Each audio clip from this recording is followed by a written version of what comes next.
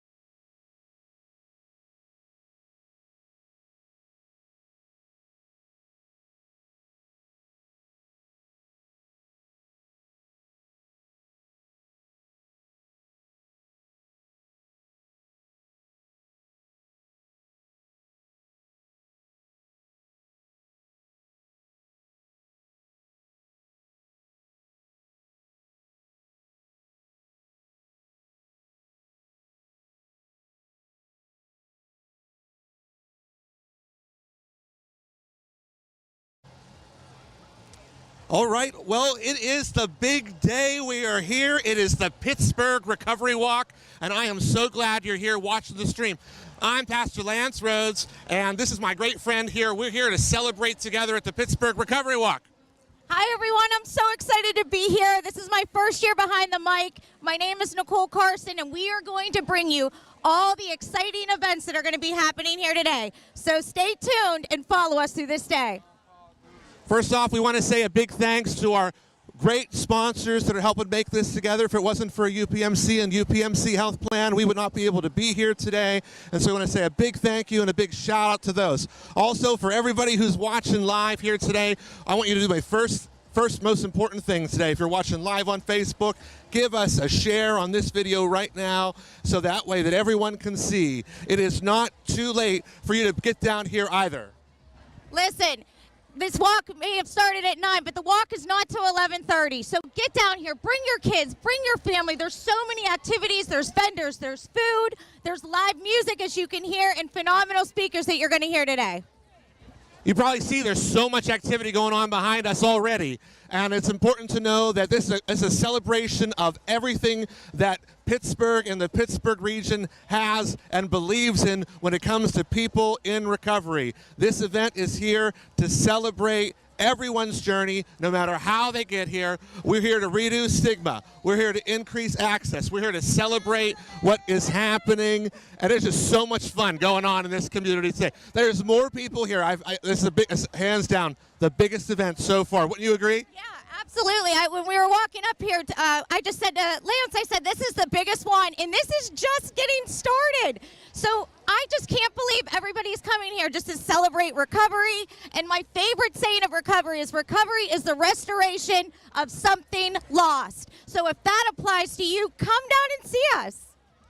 Right, so if you're watching at home, if you're just catching this live stream right now, it's not too late. You can get right down here. It's really easy. Parking is super easy. Get right down here, right in Smallman, right across the street from the convention center. Easy to get to.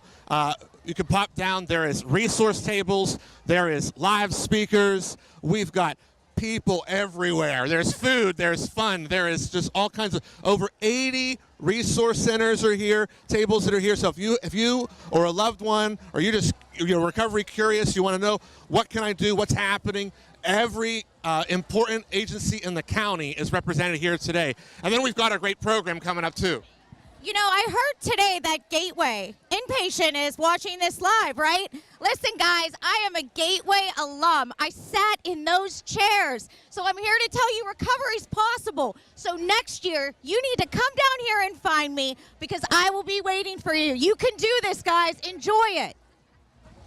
It's one of the great things about this program is that everybody here has some connection, some story, and it's never too late to start. Today's a great day. Today's the best day to begin. And so thank you for being part of your recovery journey and being here to celebrate with what's happening where you are. So wherever you're at, wherever you're watching today, whether you're inpatient, at home, on social media, on the bus, on the way here, we are ready to rock it here. Let's talk for a little bit about the program, who we have coming in to speak and these kind of things. So just kind of kicking things off every year, we do our the Recovery Awards, which is a really great project celebrating individuals who've made significant moves in recovery and for people in recovery this year. And that's to be presented this year by City Councilman Bruce Krause. We couldn't do this event without him. What a wonderful support he's been over the years.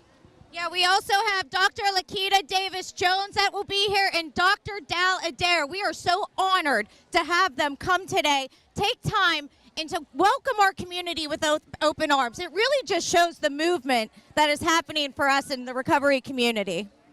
And you don't want to forget, too, this is not just about formal professional people. There's also going to be people here that are just sharing their life story. And so you're going to want to make sure that you're tuned in and listening in on those events, because this is key. Individuals, we've got family members in recovery, we've got individuals in recovery, we've got LGBTQ people telling their specific stories, because we know that when it comes to recovery, everybody has their specific issues, their specific story, their specific need, and we're here elevating all these stories, making this happen today. I actually know the three speakers today, and they have phenomenal stories. You do not want to miss it. There is so much that you can learn from all of our speakers here today, and I'm really excited about our keynote speaker. What do you think? I'm honored. I can't believe we got Brian Cuban. I mean, this is Pittsburgh native. If you don't know, this is a hugely impactful lawyer, advocate, author. I mean, if you haven't read his book, gotta get it. But he's going to be here, and for those of you that are watching, I want you to understand, all of our Gateway friends and everyone who's watching online, our live stream is going to get you the hookup on all kinds of fun stuff today. So if you're watching at home, or you're watching in inpatient, we're going to actually be taking you through the space today. We're going to show you some of our friends and who have been doing their work. They'll be talking about their projects and what's happening. And so you'll get a sense of the excitement and fun that's going on in the community here today at the Pittsburgh Recovery Walk. We also want to think about, we'll be taking a moment to stop and watch the things at the stage, and then we'll come back to our resource center, and then we're also going to get to do some private interviews with the people. So chime in, chat in on the box, ask your questions. There's exciting things happening here today at the Pittsburgh Recovery Walk. I'm just so honored and so grateful to be here again this year. The vibe here is amazing. Like, you get goosebumps and everybody's smiling and there's people everywhere. This is the greatest day here in Pittsburgh. Please do not miss it. Bring your kids, because addiction is a family affair. We have jugglers, guys on stilts, my son's favorite last year. He was so excited. We still look at that picture. So come on down, bring your kids. That you don't want to miss this. It's just too amazing. And one of the fun parts with all the families and all the kid-oriented program, there's bounce houses, there's food. I mean, there's just lots of wonderful things going on. I'm going to tell you, I was having a conversation with somebody the other day. I think this is one of the best events that the city hosts. We're thankful to be here. We're thankful to be in a city. We're thankful to serve alongside people that serve in our public space that believe in recovery, and they're rooting for you. We're all working together in order to make this happen. So I know this is, for those of you who watched last year, I was here last year doing a live stream, but this is your first year on the live stream. Why don't you take a quick second and tell everybody how long you've been involved with the Recovery Walk, and tell everybody about why you're here today. So the reason why I'm here today, first and foremost, is I'm a woman in long-term recovery. And I truly believe once I got out of the darkness, I was coming back to dish out the light. So I've been coming to this walk for 7 years. Even when we went virtual, I still watched it through COVID. And I come every year because this is the best celebration. I bring my kids every year, and it is just unbelievable. This is my first year behind the mic, so I'm a little bit nervous. I'm not going to lie. But this is my first year getting involved with the committee, and honestly, for as many years as I've been coming, I had no idea how many hours and how much hard work, love, and dedication comes into putting this together. It is, I mean, it's absolutely unbelievable. I think it's a really good thing to bring that up, and we absolutely should say that. I've been able to serve on the Recovering Steering Committee for the last couple of years, working alongside some of the best volunteers that make this event happen. Nobody realizes how much work goes into this, so a big shout out and thank you to all the volunteers, all the sponsors, all the donors, everybody who comes and supports and dons a Recovery Walk t-shirt. I see all the different years, people are wearing different shirts. It's a wonderful celebration of things that are going on, and so in just a few moments we're going to start taking you around so you'll be able to see some of the activity that's going on here at the Pittsburgh Recovery Walk. We are here celebrating. We're thankful that you're joining us. So again, if you're just tuning in, I want you to do me a favor right now. If you're on social media, I want you to post a like and share. You can chime in, send a little comment and tell me you're watching. Where are you watching from? Do you plan to get down here? Let us know where you're at and what your recovery story is, because today is the day we have all made the decision that every recovery story matters. Absolutely. I cannot stress enough. Your story is so important. You are so important. So if you haven't had a moment to get down here yet, please come down and join us. For all of our folks in Gateway, I am so proud of you getting to that point. I remember how difficult that was. So congratulations. This is the start of a new life. So come on down, follow us for the interviews, follow us for all the excitement. You might catch me in the bounce house. I don't know. I think it's for kids only, but I plan on jumping in. But I'm so grateful. I'm honored to be here, and I hope you guys enjoyed today as much as we do. So we're gonna go ahead and start taking you over around to the locations in just a few moments, so stay tuned, and we're gonna be ready to do this, ready to celebrate together, and we're looking forward to meeting everybody here face to face at the Pittsburgh Recovery Walk. Thanks for being here.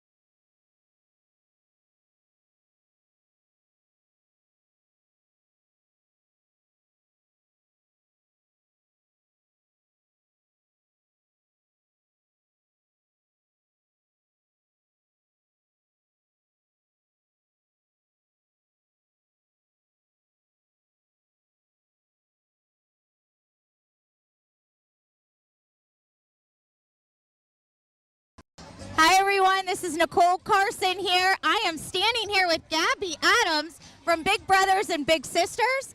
I'm just here to ask you a few questions. What's your organization do? Yeah, we're Big Brothers, Big Sisters, so we provide free mentoring for youth in Allegheny, Washington, and Greene counties. We have community-based and site-based programming, so community-based, they go out in community 2 times a month. We as an organization provide a bunch of free activities like Pirates games, Steelers games, kickball tournaments, and then we're in a few schools, so our mentors go into schools and do some mentoring as well.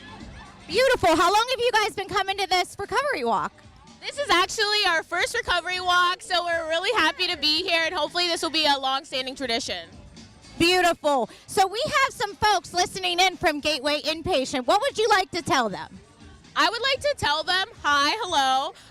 We at Big Brothers Big Sisters are empowered by your empowering journeys and stories. If we have services that might benefit you, please go to bigbrothersbigsisters.org, PGH, find our services, and thank you for, letting us speak. Yeah, absolutely. So this is the most important question of the day, and I'm really excited about it. If I asked you, give me one word that describes the recovery walk, what would it be? I just said it, empowering. Yes. Well, you heard it. This is Gabby Adams with Big Brothers and Big Sisters. Empowering is the word.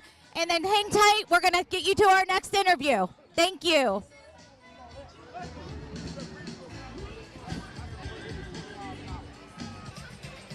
All right, everybody. So that was a great interview. Thanks, Nicole, for pulling that together for us. I'm here with my friend Pamela, who is here with the Allies for Health and Well-Being. And we're just going to take a few seconds. One of the great resource vendors that are available here at the Pittsburgh Recovery Walk.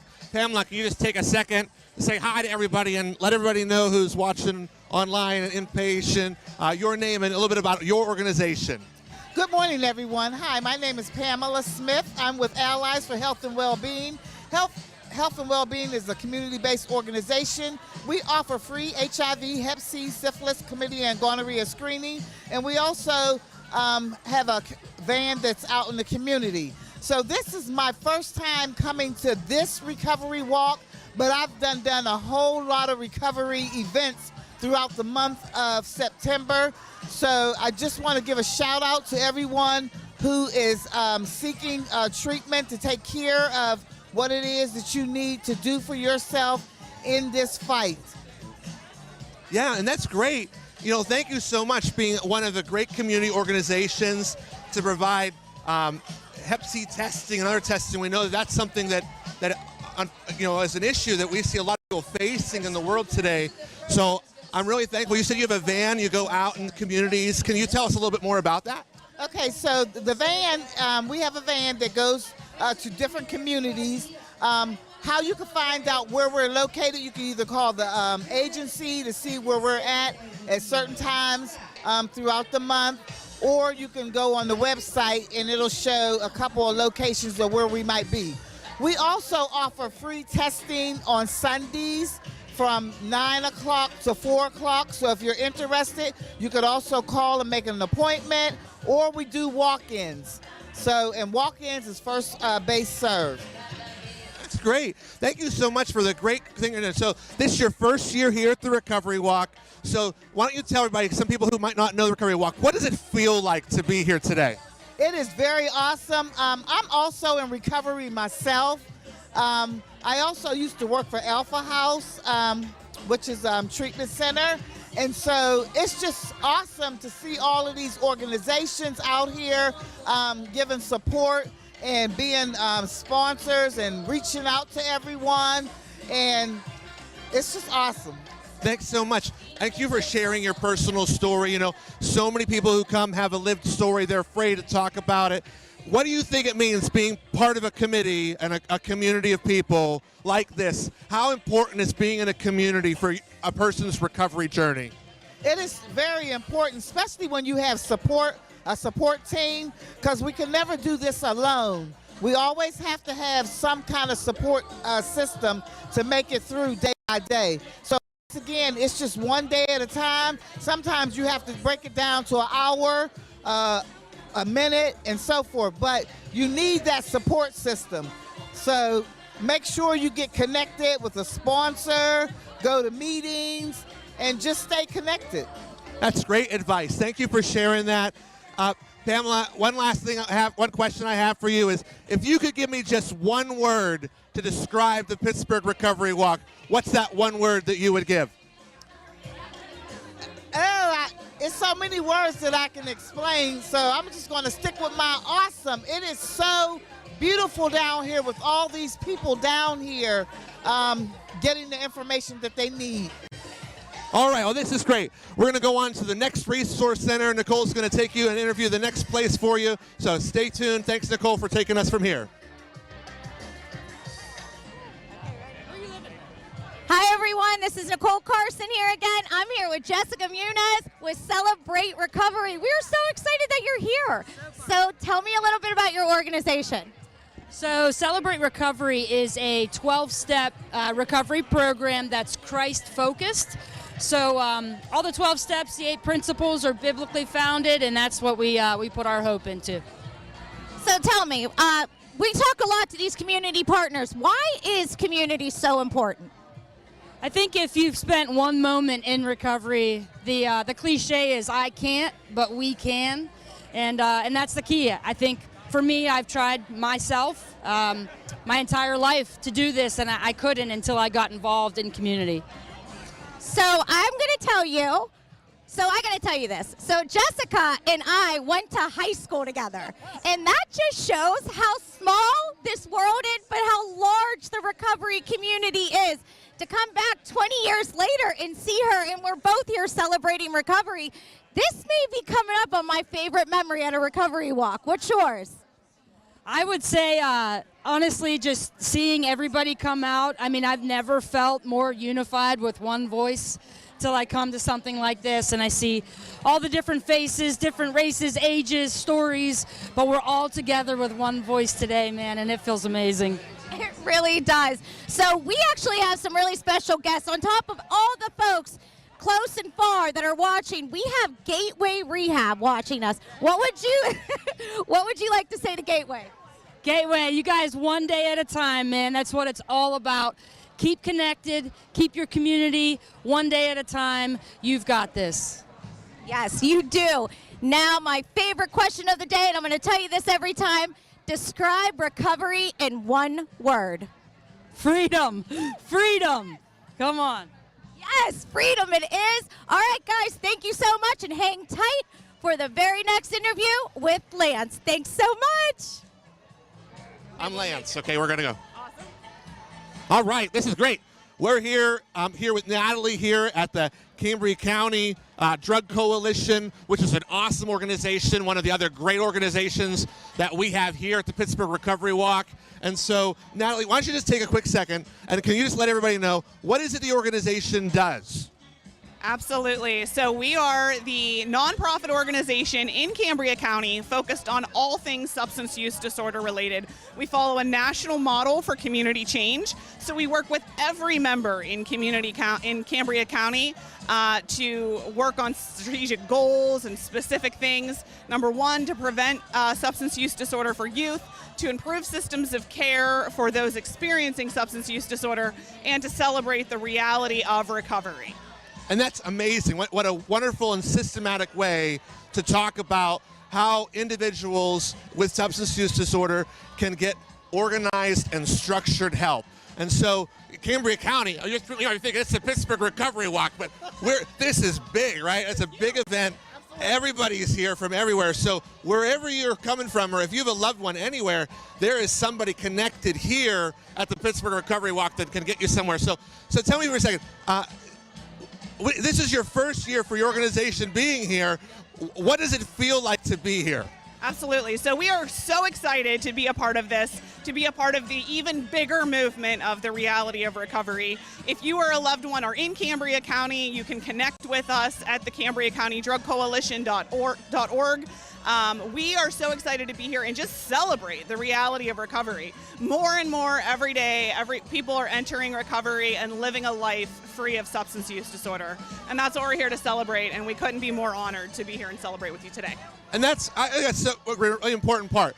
More people every day are coming in to recovery. addressing substance use disorder, and moving on. So you're not alone, no matter where you are in your recovery journey, whether it's day one or this might be another time that you've gone through this journey, you are not alone. There is a whole community and another whole county worth of people that are working together in order to help reduce stigma and help raise awareness and connect people to resources in order to make sure that people can live whole lives. So, Natalie, can you just tell me, if you could sum up what it means to be here, what you're seeing or feeling at the Pittsburgh Recovery Walk in one word, what would you use?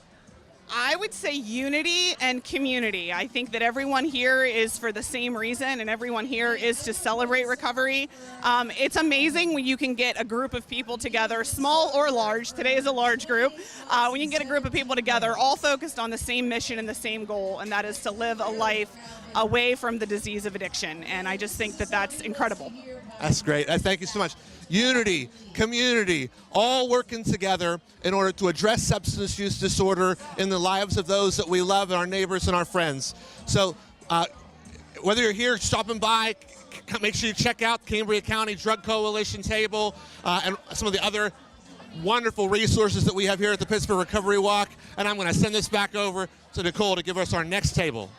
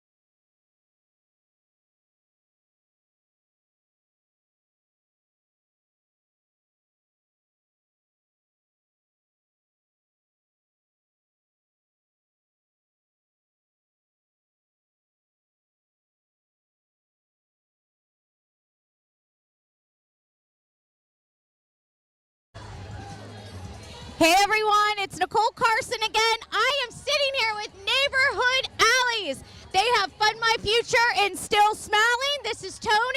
Say hey. And this is Robin. All right, ladies. Ladies, tell me a little bit about your organization.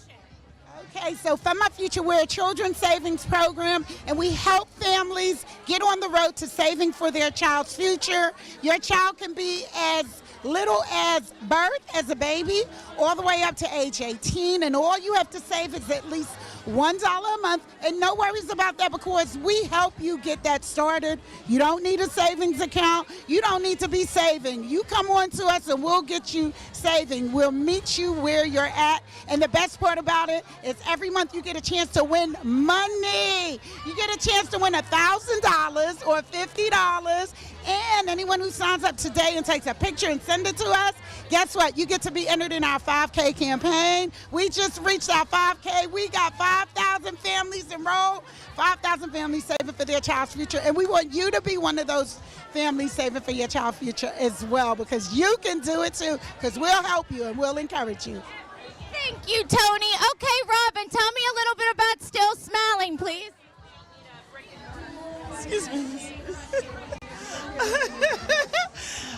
So this is called Real Life in Action. So I'm Robin, I'm from Still Smiling, and we are an organization that focuses on Black mental health. We provide matches for clinicians. We also have a workforce development program called Beams to Bridges. We also have peer services, and we would love to have anyone who is struggling through mental health look us up. Because Still Smiling will still be smiling as you continue through your recovery model. I gotta tell you, as a mother, this sounds amazing. So if you get down here to this recovery walk, or if you're already here, you need to stop and see Tony and Robin. So I gotta tell you, we got a lot of folks watching at home, right? A lot of folks, maybe they're in recovery curious, all the things, but we especially have Gateway inpatient watching. What would you like to say to those guys and gals in Gateway? I would like to say to the men and women in Gateway that guess what? You can do this, okay? You got this. You got this. You got all this support out here.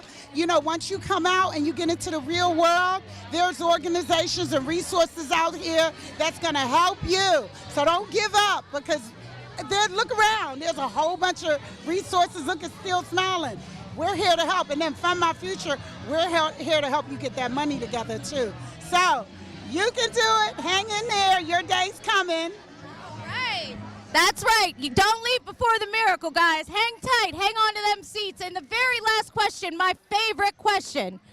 Give me what the recovery walk means to you in one word. I'm cheating, but it means life changing. Woo! Inclusive and all-encompassing. Yes, they said it. Tony and Robin, thank you, ladies, so much. All right, guys, we're going to take it back to Lance. Thank you so much. This is wonderful. I mean, what a great interview there with Neighborhood Allies. Such great advocates and friends doing so many wonderful things. I mean, that's the wonderful part about the Pittsburgh Recovery Walk, is that it is a gathering. This is like a family reunion where everybody here, we're all just here because we believe in each other. We believe in family. We believe in the community, working together in order to make sure that every single person is able to have their life count, because your life matters and your life counts. No matter where you are in your recovery journey, we want you to know that you're important and that your family, your friends, your community, everybody's cheering you on. And that's what this event is. It's just everywhere. There's just so much activity here today. And so maybe you've never been down to the Recovery Walk, and that's why we're showcasing a number of our various tables and resources. We're going to be doing a little bit of that more after our main stage acts, which are going to be coming up here in just a few moments. KP is going to be taking the stage here in just a few seconds, and we're going to be hearing all the individual stories, the storytellers. We're going to have the director of the Department of Drug and Alcohol Prevention, Dr. Latika Davis-Jones, is going to be here speaking a little bit. And then we can't forget about our main keynote speaker, Brian Cuban. We're so excited and honored it's a real privilege for us to be able to have that. And we know Brian's native to the community, but most importantly, his story is so significant, and it's something that you might not know about, but I hope you're going to learn a little bit about his story and everybody's story today.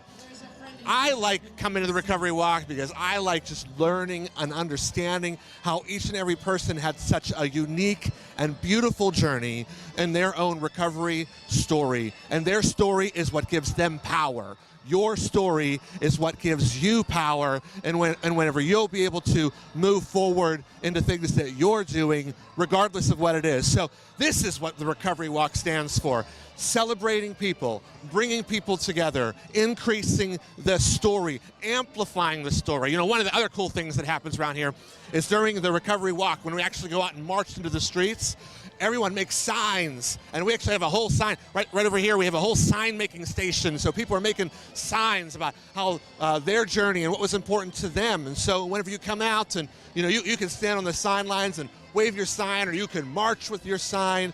And that's just all advocacy, strength, and support going on in this community. So many wonderful things happening right here at the Pittsburgh Recovery Walk, and so I'm just excited with all the life and support that's happening here. But we couldn't ask for a more beautiful day either.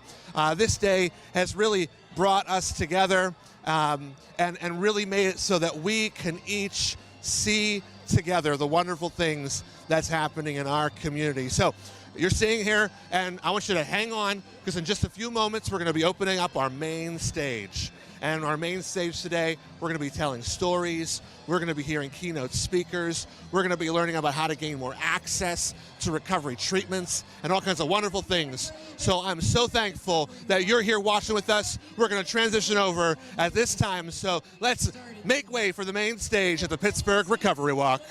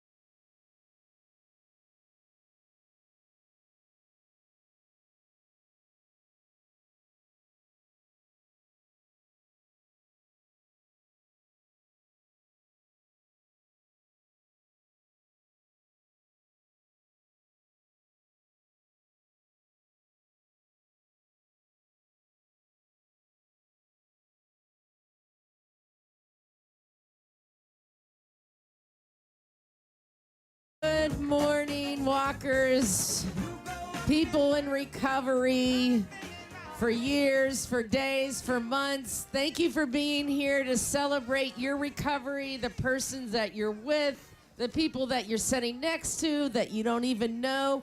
We are here to celebrate with you. Our first speaker, he's been with us for years. I know you love him and know him. Please welcome to the stage, KP.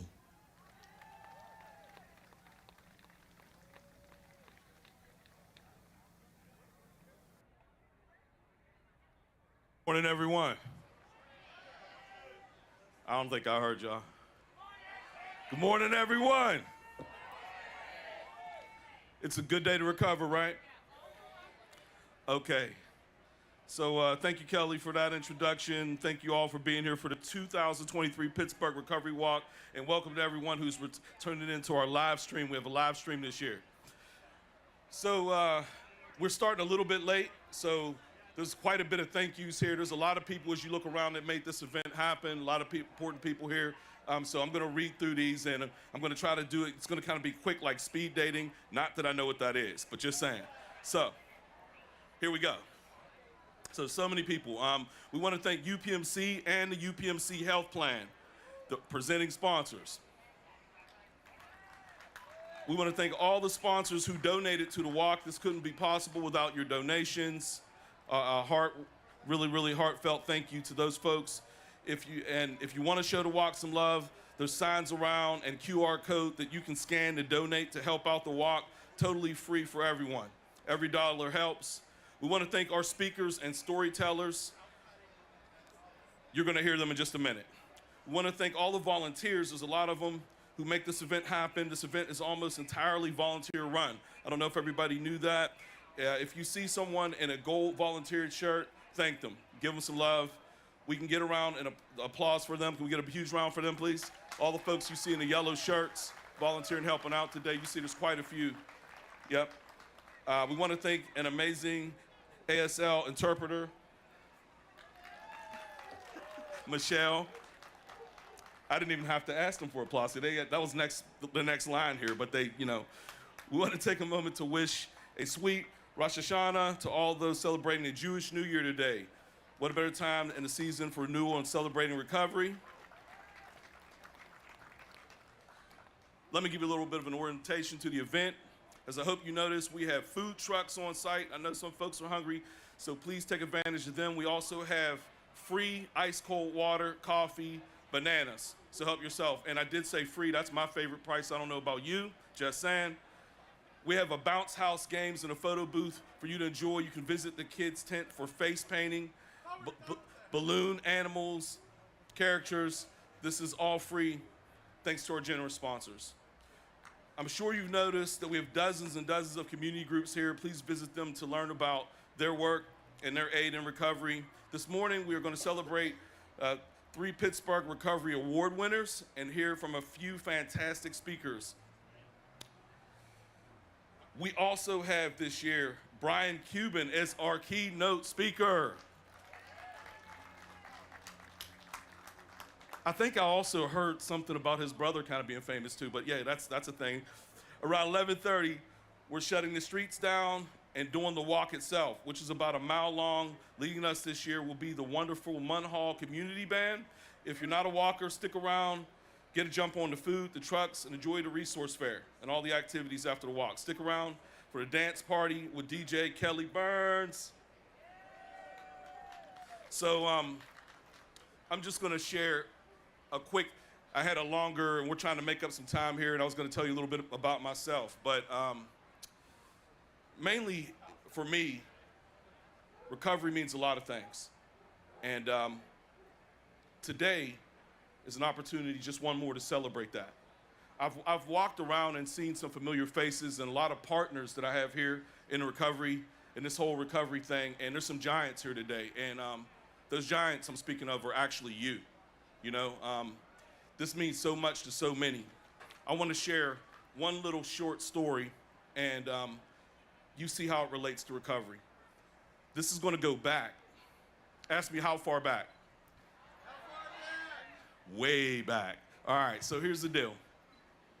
Personally, for me, I didn't know what it was going to be. I'm a recovery coordinator, lead recovery coordinator for Western Psych UPMC, and at 5 years old, I knew I just wanted to help people. I grew up feeling a lot and experienced a lot of pain, and I've had a lot of actually unhappy happy hours, and I think some of you know what I mean. When I was 5, there was this kids show, what seemed to be like and I've always loved animals, right? Do we have any animal friends, any animal lovers in the house here? Pet people? But there was these little sea turtles, and the mother would swim miles to make it to the beach to lay the eggs. And at midnight, she would start her journey forward in the sand, and she would have to go back, I think like maybe 1/4 of a mile, to dig a hole and bury her eggs, and then make it back. And it would be like morning. It would be like 5 or 6 in the morning by the time she has to make it back to the water. And it was this far journey, this huge journey that this mama tortoise, and this was going to make her vulnerable, right? She was going to be at risk from a lot of things whenever she made it back. But she makes it back to the water, and it's sometime later they show these little baby turtle, the sea turtles are so cute. Sea turtles are amazing, and they show them, and they're hatching, and some of them, if they go the wrong way and they don't go to the water, they're not going to make it. The other ones are trying to make it to the water, but it was really sad because 7 to 8 out of 10 of them would get eaten by pelicans and seagulls, right? And this is a kid's show, right? I'm bawling my eyes out, I'm bawling. And my mother, who I call Gangsta Mama, she actually said to me, she came in and seen me 5 years old crying, and she said, "Boy, why are you watching that? Why don't you turn that off?" And I wouldn't. So she went and she did dishes, and she came back, and I was still watching it, and I was still crying. So they showed a lot of reruns, and this was on PBS, and they showed a lot of reruns. And a week or 2 later, they showed it again, and I was watching it again. And she seen me crying again. And it was the same show, not a different one. It was the same show. And she said, "That's the same turtles. These aren't even new turtles getting eaten. These are the same ones that's already happened. Why?" And I'm standing there crying again. She said, "Why are you doing it?" And I told her something that she's still proud of me for this day. And it brings us to what we're celebrating today. She said, "Why would you watch that? It's so painful. Why would you watch that?" And I said, "I watched it, Mom, because some of them made it. I watched it for the ones that made it. And it would be worth my pain to be in the presence of pain, to be in the presence of greatness, and see it when we all make it." There are folks who are not with us today. We also spend this time to keep their memories alive and celebrate all that they have done and all that they have brought as well. So thank you for letting me share that. I know some of you were like, "Where is he going with that?" Yeah, keep up with me, keep up. I move quick sometimes. Now I am going to introduce a big supporter of the Pittsburgh Recovery Walk, City Councilman Bruce Cross. Bruce Cross.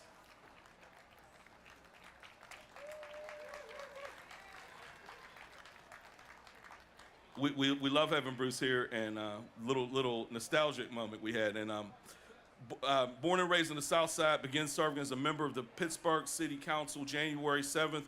That was 2008. Bruce proudly represents Pittsburgh's 3rd Council District. Bruce Cross is a long-term recovery himself, and he is one of the leaders of the Pittsburgh Recovery Walk. Love again, please.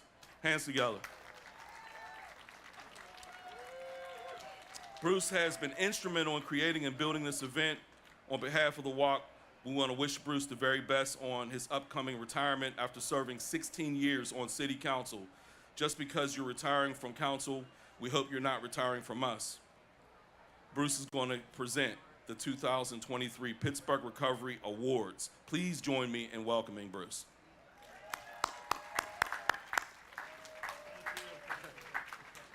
I am not Bruce. He is much more handsome, but I need to jump in front of him to make a quick announcement. The silver Nissan with the plate LNR 1985 that I let unload on Waterfront Place. You need to move your vehicle immediately. This is a private street and it will be towed. Do you see it? Jump up and down so I know you hear me. But yes, please, immediately, if not sooner, need you to move your vehicle, silver Nissan LNR 1985. I personally let you pull over to unload, so yes. And now, without further ado, Bruce. Priority. Thank you. Good morning. Hey, good morning, everyone. This is the 8th time we've done this. 8 years, and we could not have done it without you, so give yourself an applause. It's been wonderful. Now,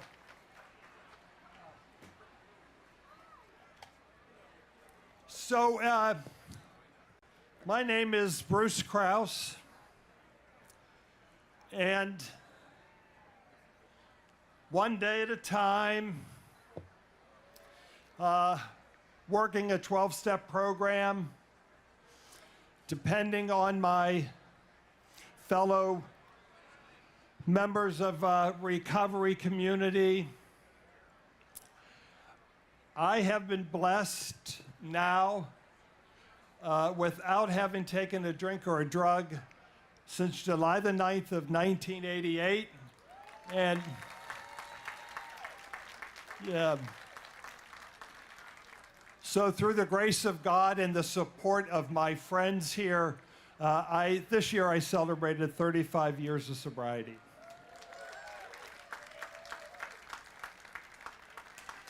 Yeah, it blows my mind. It really blows my mind. I can't believe it happened. But it didn't happen in a vacuum, you know? I was no different than anybody else here that is one day sober. When I was shaking and on the verge of tears and standing outside my first AA meeting wondering, what the hell am I going to do? So that's the only thing I can leave you with really is that what we have is this moment in time. We have today, and tomorrow is gone, and yesterday is gone, and tomorrow has yet to be revealed. And so in this very moment of where we are here and now, you know, we thank our higher power, and we celebrate the fact that we're here, collected together, and celebrating the wonders of sobriety. So,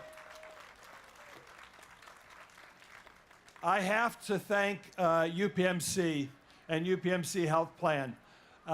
It was no small feat trying to find somebody that would sponsor this. We were an unknown entity. And UPMC from the very beginning has stepped up and said, we believe in the importance of recovery and we're here to help. And they have helped as our primary sponsor every year. And we're going to hold them to doing it every year forward as well. There's also, thank you. There are also so many other sponsors. I believe a total of 50 in all that have participated here to make this event today. And so with the most sincere thanks I can offer, I want to thank you. I want to thank the volunteers that came out. And I want to give you a round of applause for what you've done. So now it is my honor to present our Recovery Awards. Every year we recognize 3 people. As you know, we opened the nominations for the Pittsburgh Recovery Awards this summer. We received a number of outstanding submissions, and these 3 winners received the highest scores of our scoring committee, and today we will be honoring them if they are here. You're here? Yes, thank you. Okay, so the 2023 Recovery Advocate Award is Mr. Dennis Haynes.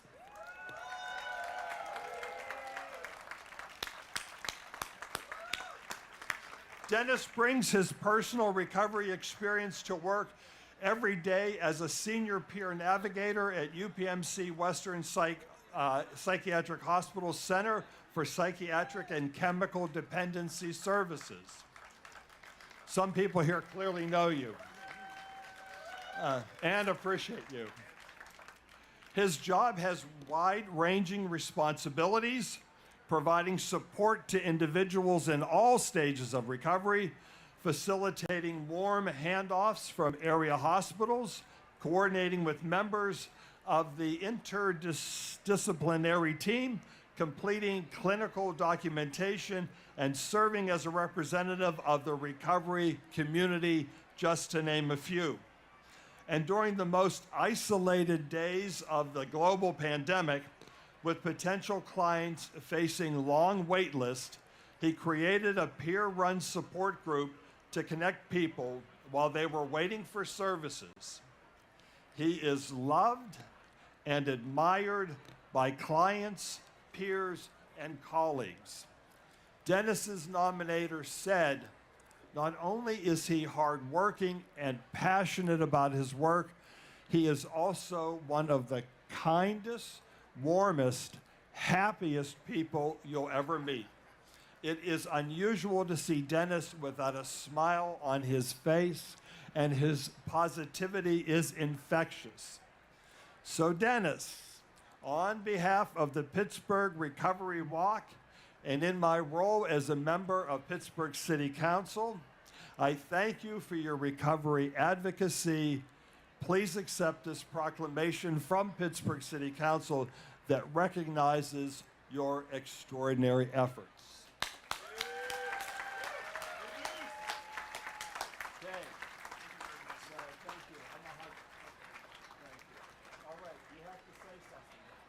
No, you have to say something, please. Virginia Beach, we're in the house. I'd like to first thank my family that drove up here 1 o'clock this morning and got here at 5 o'clock. I don't know how the hell you did it, bro. Must have been a plane or something. But we're here.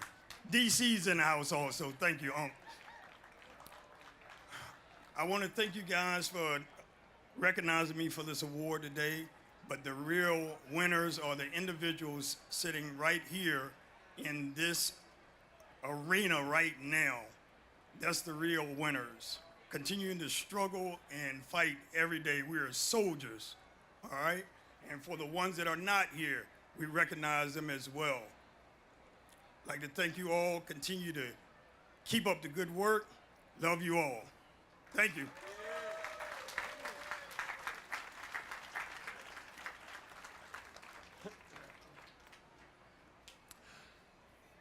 Okay, the second award is for our outstanding recovery caregiver. This is a person who provides outstanding direct care to people with addiction. The 2023 Recovery Caregiver Award winner is Alyssa Mainhart. Oh. Good morning. How are you? I'm good, thank you. So let me take a moment to tell you a little bit about her work. Alyssa began her recovery journey in July of 2012. She has truly undergone a profound transformation in this process, from a starting point of incarceration and homelessness. In recovery, she has earned a degree in social work, winning numerous scholarships and honors in the process. Today, she is a substance use counselor for the Foundation's medical services. Foundations provide methadone treatment to people diagnosed with opiate use disorder. This is particularly impactful because she herself was a client of the very same methadone clinic for 2 years at the beginning of her journey. She's known for going above and beyond for her clients, doing whatever it takes to remove barriers to people getting the help that they need. And whether it's financial barriers, communication barriers, public assistance barriers, she fights alongside her clients to overcome them. Alyssa's nomination for this award said, her nominator for the award said, She has a presence that people are attracted to, and they listen to her. When she tells her story and talks to others, she does not hold back from speaking about uncomfortable topics such as stigma, harm reduction, medications, and her own personal journey. So Alyssa, on behalf of the Pittsburgh Recovery Walk, and in my role as a member of Pittsburgh City Council, I thank you, we thank you for your recovery service, and please accept this proclamation from City Council that recognizes your extraordinary efforts. Thank you. I'm a hugger. Thank you so much. Congratulations. You want your son to come up? Please come up as well. Thank you guys so much. This is my son Gunnar. He's been a huge supporter and everything. What he said, I actually found out I was pregnant with him while I was in jail. So he's been with me this whole time. This is amazing. Oh my gosh, just to see all of us together. Like if this isn't recovery, then I don't know what recovery is. And if anything, this shows that like we are human and we're worthy and we matter in this community. And we're not gonna stop until we're heard and I don't know, we're just gonna support each other. But thank you. I don't really know what else to say because he came up because I was nervous. So thank you all so much, and I wouldn't be able to do this without you. Tyler? Is it Tyler? Gunnar. Would you like to say a few words? You're welcome to. Gunnar's going to say a few words too. I like beans. Thank you. Out of the mouths of babes.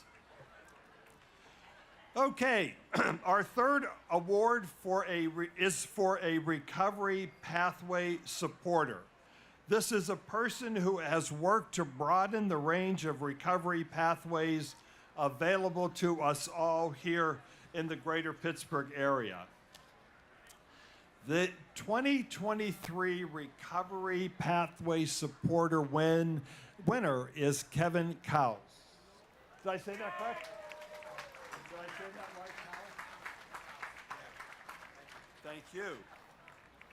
So Ken is a person in long-term recovery and currently the Community Leadership Initiative Center Assistant at Butler County Community College. That's a hell of a title.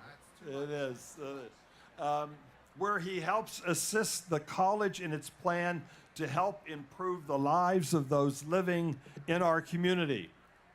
He also works with the college to promote the Hope is Dope program, educating the community about the brain science of addiction and recovery in order to reduce stigma while increasing community support. Ken regularly speaks at local inpatient and outpatient groups about his own experiences overcoming substance use disorders and also speaks to students taking social work classes. He serves on the Butler County Opiate Overdose Coalition, the Robbins Home Board of Directors, and the Butler Collaborative for Families. He is also a personal empowerment facilitator. His nominator for this award said, he has long been an advocate of the proper use of harm reduction techniques and alternative pathways to recovery in a time when people trying to improve their lives are stigmatized often by our own community. Ken, on behalf of the Pittsburgh Recovery Walk, and in my role as a counselor on Pittsburgh City Council, I thank you for your support of recovery pathways, and please accept this proclamation from Pittsburgh City Council that recognizes your efforts. Okay. You're welcome. No, thank you. Pleasure's all mine. Please say something. Okay. Thank you. I want to say that I'm very humbled to receive this award because I never thought that I would get an award just for doing what I thought was right. which is sharing my own experience and the knowledge that I've learned in hopes that people find recovery while other people stop being so judgmental. In my 10-year battle with finding recovery from opiates, I tried everything. I looked into religion, 12-step programs. I took methadone and Suboxone on 2 different occasions. I studied psychology and the neuroscience of addiction, just trying to figure out what was wrong with my brain. I was trying to find a cure. And what I found was that there is no cure, but the healing, everything we have to heal is already inside of us. All those different things were just tools for me to discover what was already inside. So now I get to talk about religion and spirituality with my friends and celebrate recovery. I get to talk about the neuroscience of addiction and recovery with the community through the Hope is Dope program. I get to talk about the positive experiences that I had with methadone and Suboxone to community and government leaders who make decisions about how we're treated. And that's just, it blows my mind that I have the opportunity to do that. And I just want to say that when you're comfortable, recovering out loud really makes a big difference in the community. Thank you.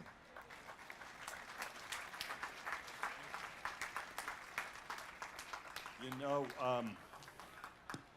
I'd just like to take a moment to touch on one remark that Ken made, and that is that everything that we need to find our recovery is already within us. One of the things I learned very early on in my journey was a definition of addiction that I have come to embrace over these last 35 years. And I truly believe that it is our inability to know, love, accept, and understand ourselves for exactly who and what higher power created us to be. And I believe our journey is really that of self-discovery and coming into that oneness with ourselves, with our community, and with our higher power. And so with that, I wish you all only the very, very best in your journeys, and that today will be the very best day that you've experienced in your journey in recovery. Okay. Let's see. Now I get to introduce our next speaker. Yes? Good. Please come up.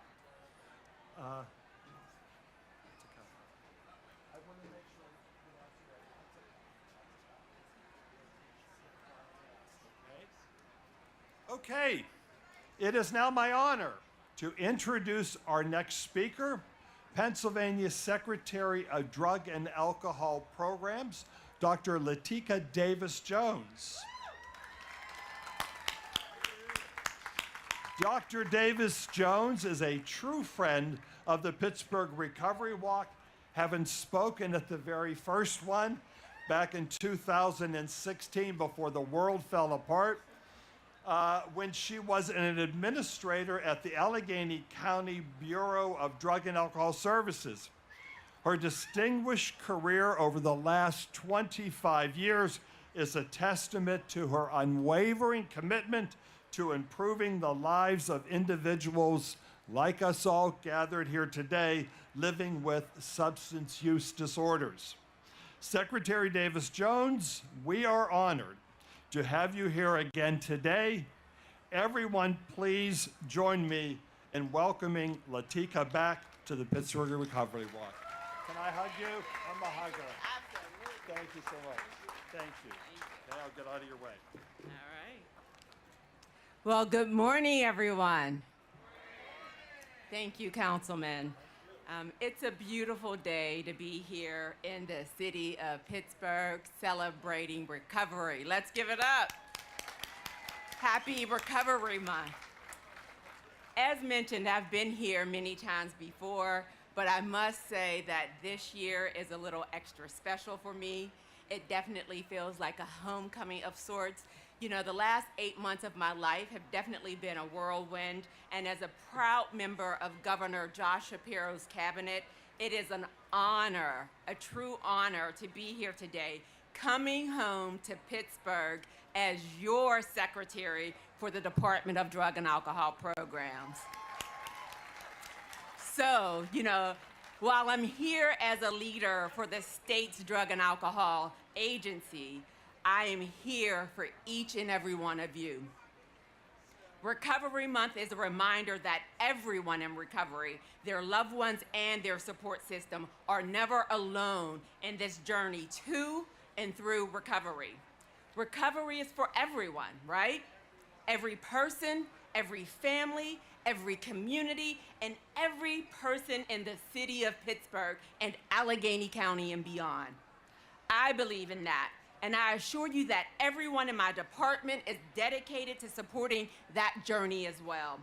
I want you to know that all of us at DDAP live by that every day in the work that we do, and I would like to give you a few quick examples on how we do that. Number one, we have staff devoted solely to recovery services within our Bureau of Program Oversight. This is new to our department this past spring. Number two, we recently funded 9 regional recovery hubs in every region of the state. We are funding those recovery hubs up to $500,000 each. So let's give it up for those recovery hubs. And number three, we are establishing regional equity coalitions that will strive to achieve equitable access to recovery supports and treatment services for individuals across the Commonwealth. So DDAP is definitely devoted to recovery, and I can assure you of that. I would like to close with a message that each and every last one of you can share. We do know that taking that first step on the road to recovery is often the hardest step, but it's also the bravest step. And I would like you to share that Pennsylvania has a Get Help Now hotline. That hotline is available 24 hours a day, 7 days a week, 365 days a year for anyone who needs help taking that first step. The number is 1-800-662-HELP or 1-800-662-4357. Someone is always available to pick up that phone, so please share this information with anyone that needs help. The number again is 1-800-662-HELP. And thank you. And just remember that every time you show up for events like this, you're breaking down stigma for those with mental health and substance use conditions. And just remember, we all that know that recovery is not only possible, we know that it's probable. There is hope. So please keep coming back, keep telling your stories. We see you, we hear you, and other people need to see and hear you too. So thank you. And so now I'm pleased to introduce my colleague, the Chief Psychiatric Officer for the Pennsylvania Department of Human Services and the Medical Director for the Office of Mental Health and Substance Abuse Services, Dr. Del Adair. In these roles, he brings substantial clinical expertise to both offices. He provides input and guidance into the policies that shape mental health and substance use treatment throughout the Commonwealth. Please give a warm welcome to Dr. Del Adair. Thank you.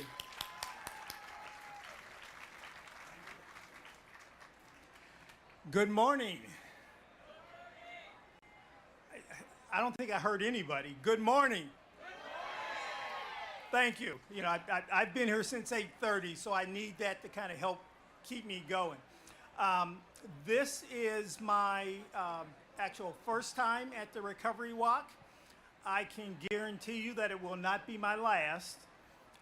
As I've been walking around and looking at the various resources that are here, some of them I am familiar with, but it was really good to see that there are resources that I was not aware of, because I think that that is very important for the greater Pittsburgh community. I am here on behalf of Jen Smith. She is currently expecting and unable to be here, so I was asked to come and say a few words. I am not going to talk very long.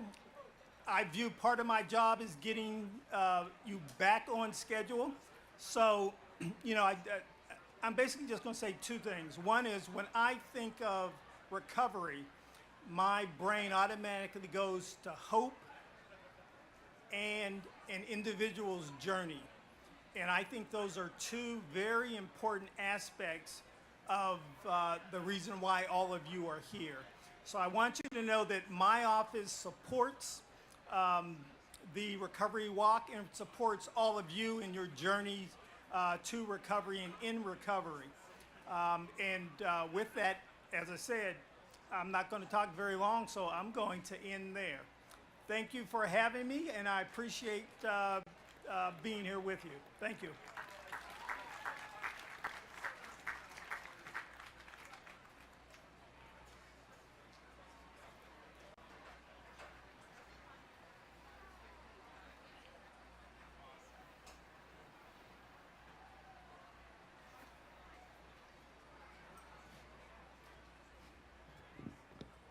Another big round of applause for all of our presenters here today. I want to say a quick thing. You know, one of the things that's really helpful and one of the things that allows people to see hope is having a recovery role model, right? Somebody who's been there, done it, lived it. We often use the word peer, right?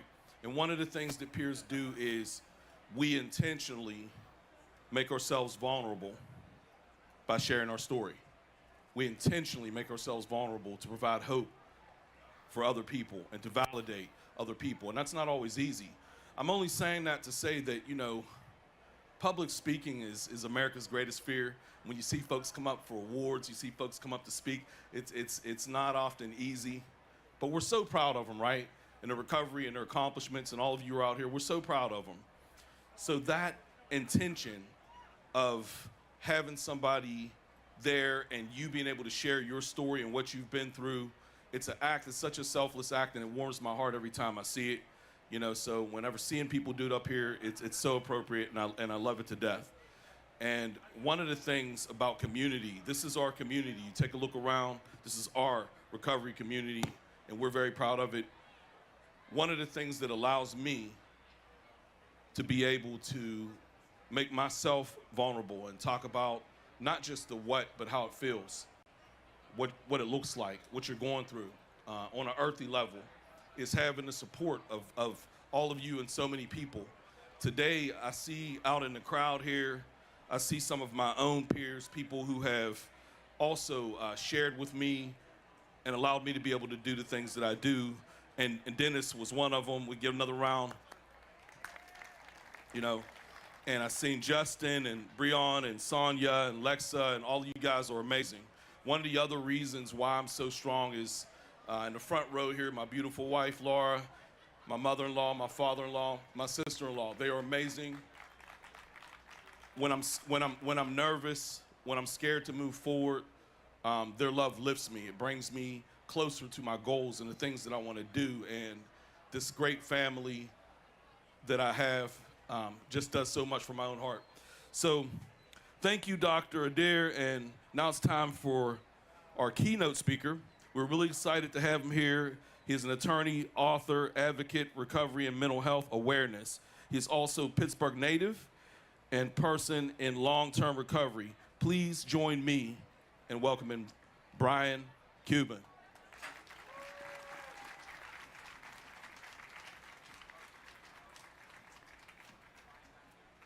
Thank you so much. What a great day to celebrate recovery in all its pathways, and also to celebrate those who are even just thinking about recovery, because that is the first step, isn't it? As it was for me. And it's always good to come back home, being born and raised in Mount Lebanon. So thank you for having me. Now, I want everyone, we're going to take the hot tub time machine back to June 2006. The Dallas Mavericks, the NBA's Dallas Mavericks, are going to the championship for the first time. My brother Mark had bought the team in January of 2000, and we had had some success, but this was our first trip to the big show. And as you might imagine, I was going to get some pretty good seats for those games. I also had the opportunity to get a couple tickets for friends. I called up my brother. He said, "Sure, Bri, come on over." I got them. Do you think I gave them to my friends? Nah. You're probably thinking I sold them on eBay for some astronomical amount, right? Thinking like a lawyer. I didn't do that either because that would have been disrespectful to Mark, to the team, to the city. I took those 2 tickets and I traded them to my cocaine dealer for $1,000 in cocaine. Selling them on eBay was disrespectful, but trading them to my cocaine dealer, perfectly acceptable. How the mind works in addiction. My dealer shows up at my house. I was high class, he delivered. I give him the tickets. He gives me this giant baggie of cocaine. I go running up to my home office. I dump it out on the desk looking at it like I'm Scarface. I wanted to go rub my nose in it. And of course, I bought it for a reason. I take the dollar bill, roll it up. And cocaine users, we're a funny bunch, especially in pandemic times, right? You use the Purell, you wash your hands in a bathroom, but we'll stick a dollar bill up our nose that's been used by God knows who and has God knows what on it. Go figure. But cocaine had long stopped giving me the feeling of self-love and acceptance that I had achieved when I did it in a bathroom in Dallas, Texas for the first time in 1987. And instantly became psychologically addicted to the feeling of loving myself for the first time in my life. Looking in the mirror and all of a sudden, ooh, that guy is good looking, that guy is cool. Because without it, all I saw was this fat monster. It also came a bit of paranoia. There must have been a speed cut in it because I get all paranoid and I think the cops are outside. Woo, woo, woo. I go peeking out my nailed shut curtains. There's no one out there. So I take the cocaine, I hide it in one of my closets, and I drive to a home improvement store where I buy electrical faceplate outlets, a drill, and a saw. I go back to my house and I go to the drywall in each closet, bzz, bzz, bzz, bzz, and I cut these fake electrical outlets in the drywall. And I hide the cocaine behind all these fake electrical outlets, slap the outlets on, bzz, bzz, bzz, bzz, close it up thinking I'm the smartest lawyer ever. Like the DEA, the cops, and the drug dogs have never thought of that one before. So I line out some more, and again, just pain and shame and paranoia. I think I hear the cops outside again. They're not there. About an hour and a half later, I go to each electrical outlet again. Bzz, bzz, bzz, bzz. I take it all back out. I go to my bathroom and flush it down the toilet. Now it's $900 worth of cocaine. The next morning comes, I wake up, wait a minute, Brian, you didn't. I flushed it all down the toilet, I'm an idiot. There's another game tonight. I call Mark, I get 2 more tickets. I call my dealer, he shows up at my house, he said, dude, you did all that last night?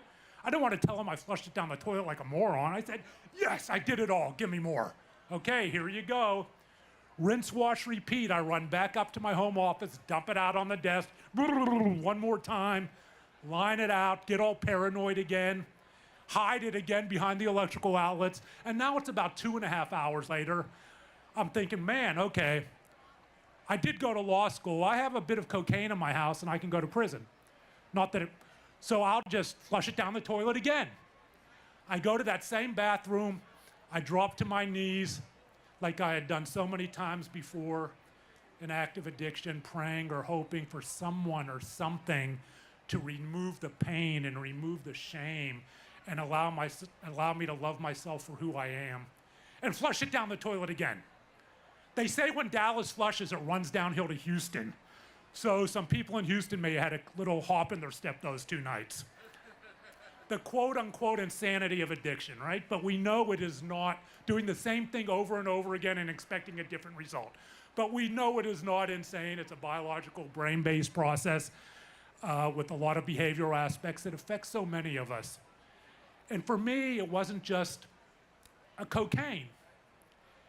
As an 18-year-old at Penn State University, I transitioned into full-blown alcohol use disorder, alcoholism, the label. By the time I went through that in law school as well. By the time I was 26, I was addicted to cocaine. By the time I was 44, my first of 2 trips to a psychiatric hospital after a near-suicide attempt, jail, 3 failed marriages, 1 more, I get a free set of steak knives. And then finally, lost my career, and then finally, recovery, Easter weekend 2007.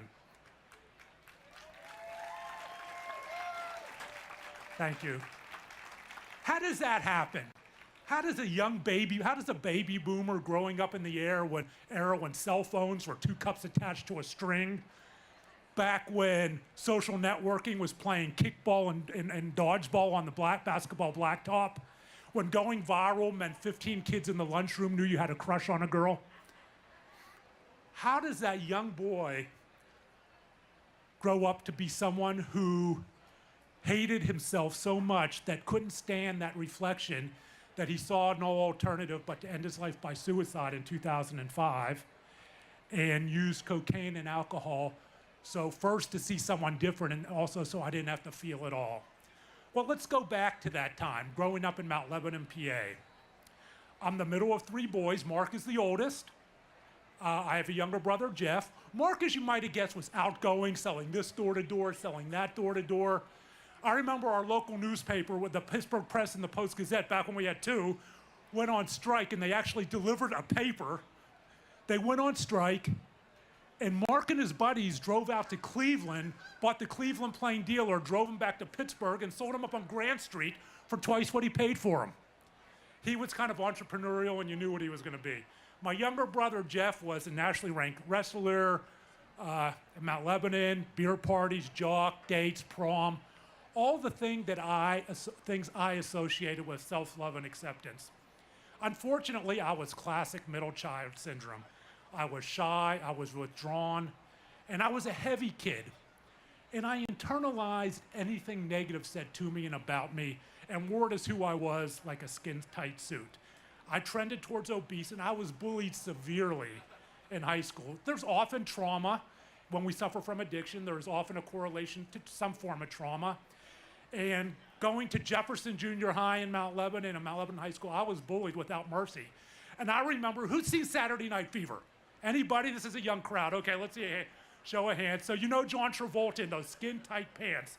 Believe it or not, Mark used to teach disco downtown at this place called Odyssey. And he would come home in these flowered bell-bottom pants and platform shoes. One day he brings home this pair of bell-bottom, satin gold bell-bottom pants. And he says, Brian, you can have these if you want. And I say, oh, thank you, Mark. We're very close. My brother's given me something. But Mark wasn't a big guy. I was heavy. I had to jump up and down, spray the water bottle. My butt looked like 15 cats trying to get out. But I didn't care. I wore these pants to school when the kids just bullied me. And I was kind of like the sad clown. And self-deprecating. Yeah, if I'm the sad clown, they'll invite me in and it'll be like a hazing and I'll be one of them. But that's not how bullying works. One day I'm walking home with these kids wearing my shiny bell-bottom gold disco pants, just tight, but I didn't care, stomach hanging out. And they're making fun, and we're walking along this sidewalk, and it's about a mile walk from the junior high to where my parents' house on Bower Hill Road in Mount Lebanon. And one of the kids starts making fun of the pants. Another one pulls at the zipper, and it just rips just a little bit. Another one goes, ooh, and he pulls some more and tears it down the middle. And the next thing I knew, these kids were like rabid dogs. They jumped on me. They physically assaulted me. They tore off and shredded my shiny gold bell-bottom disco pants, threw them out into Bower Hill Road, busy street, if you know Bower Hill, and went on high-fiving and like they had done the funniest thing ever. Down to my Fruit of the Loom tighty whities, my Pittsburgh Pirates t-shirt, my 3-ring tube socks, and my kids' tennis shoes. Back in the day when 3 rings were the thing, right? I gathered up the shreds and I waddled home, and the worst part of this trek home were the stoplights. Every stoplight, I'm there in my underwear, covering up my privates with the shreds, and people are just looking. And I finally make it home. The house is empty. I go down into the basement. And I love it being home in Pittsburgh because everyone knows what a basement is. You talk about basements in Dallas, Texas, unless they're from the East, like, what? What is that? There are no basements in Dallas. And I found every step down into the basement, I felt like it reverberated out into the world where everyone knew my shame. To my father, who was fixing cars on West Liberty Avenue, to my mother, who was selling real estate, to my brothers doing whatever they were doing. And the only way to bury that shame was bury the shreds. So I found a wastebasket, buried them below all the newspapers, thinking that would be the end of it. But that's not how trauma works, is it? Trauma remembers. Trauma threads through life. And it can often have a way of manifesting itself in destruction and self-destruction. Not for everyone. That's why there's a difference between cause and correlation. And for me, that trauma, this fat pig I always saw in the mirror, kind of took hold that day. And I remember thinking that's the way it's always going to be. I'm never going to be loved by anyone. I'm never going to get married. I'm never going to kiss a girl. I'm never going to love myself. And that little boy followed me to Penn State University, where I began drinking heavily to mute that boy. And I remember the closest I ever came to recovery at Penn State was walking into a hamburger joint, drunk of course, and coming across a rack of pamphlets that the 12-step groups put out. And it's called the 20 Questions. I don't know if they still do that. And they put them in the bars and the hamburger joints. And it's geared towards college students. Answer these questions, check off yes, and if you check out enough of them, do you black out? Yes, and all these things, you might call us, right? You might have a problem. Call this number. Come see us. And I'm checking off yes to all of them, and I'm just a college student, 2 points. We all drink, my tryout for the Mavs. And that was it. I went to class drunk. I was drinking alone in my dorm. I was drinking outside the bars to go in and get drunker. But I managed to get through Penn State, and I decided to go to Pitt Law. Why? Not because I wanted to be a lawyer, but because law school is 3 years. And I can go and I can drink and I can do all the same things I did to survive at Penn State. Not a good reason for going to law school. So I went to Pitt Law, walked in the doors as an alcoholic. You can't do all the same things. And I didn't do very well as a law student, but I did graduate. But it did all come back around in a serendipitous way. Back in 2021, they invited me back to keynote their commencement, and I wore the cap and gown for the first time. So that was nice. Thank you. I graduated and took a Greyhound bus to Dallas, Texas, where my brother Mark met me, thinking that would help me. Being with my two brothers, I moved in with them. And it was like throwing gasoline on a fire. They're young, they're out partying. And then I discovered the one thing for the first time in my life, the one thing that allowed me to look in the mirror and fondly love myself: cocaine. Cocaine and alcohol, took over my life as a practicing lawyer. I lost my career as a lawyer. I lost all my clients. And here's where privilege comes in. I would be disingenuous not to acknowledge the substantial privilege I have enjoyed, both skin color, socioeconomic, last name, having a very wealthy brother willing to do anything for me so I wasn't on the street. Very few people enjoy that, and it would be wrong for me not to acknowledge that. But it was still addiction, right? They say addiction doesn't discriminate in terms of who it can strike, but it does kind of discriminate based on demographics, hitting different demographics in different ways. And so I lost my career. I was literally living with my brother supporting me. And then Easter weekend 2000, the 3 failed marriages, jail. And Easter weekend 2007, my wife, now wife, then girlfriend, moved in with me.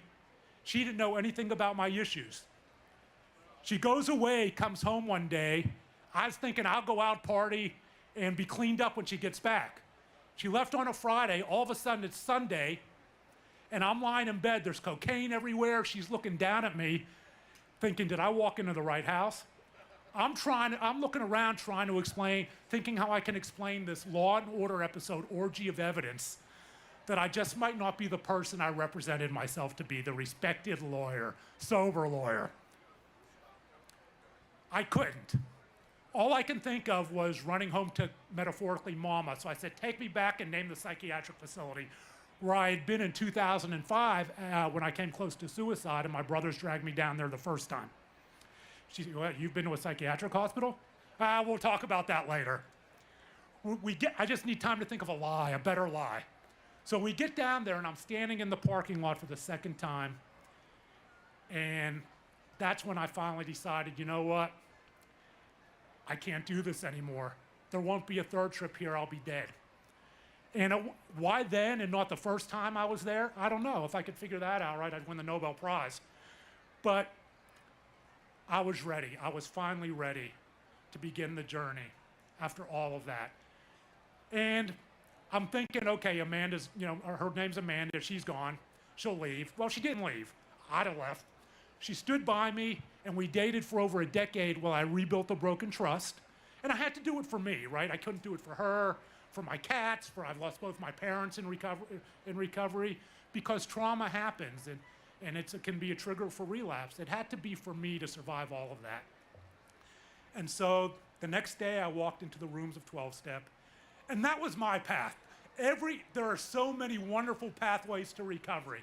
My path was 12-Step, and I was only offered treatment or 12-Step. That's it. There was no other path. And it was the right path for me because I wasn't going to do one line of Coke and one drink. That just wasn't happening, right? I wasn't going to harm reduce down to a half gram of cocaine a day. It had to be abstinence for me. And so when I sat in that chair for the first time, April 8th, 2007, I didn't know what, I wasn't thinking alcoholic. I wasn't thinking recovery. My thought was, if sitting in this chair will, for the first time in my life, allow me to wake up in the morning, walk to the mirror, birthday suit naked, look at that guy and say, and love that guy without the aid of alcohol or cocaine, I'll do that. And I sat and I sat and I sat. And it's still sitting today. Whatever your pathway, do that. I'm in psychiatric counseling today. I take antidepressants for my major depressive disorder, which exists separately from my addiction issues. And I'm going to leave you with this.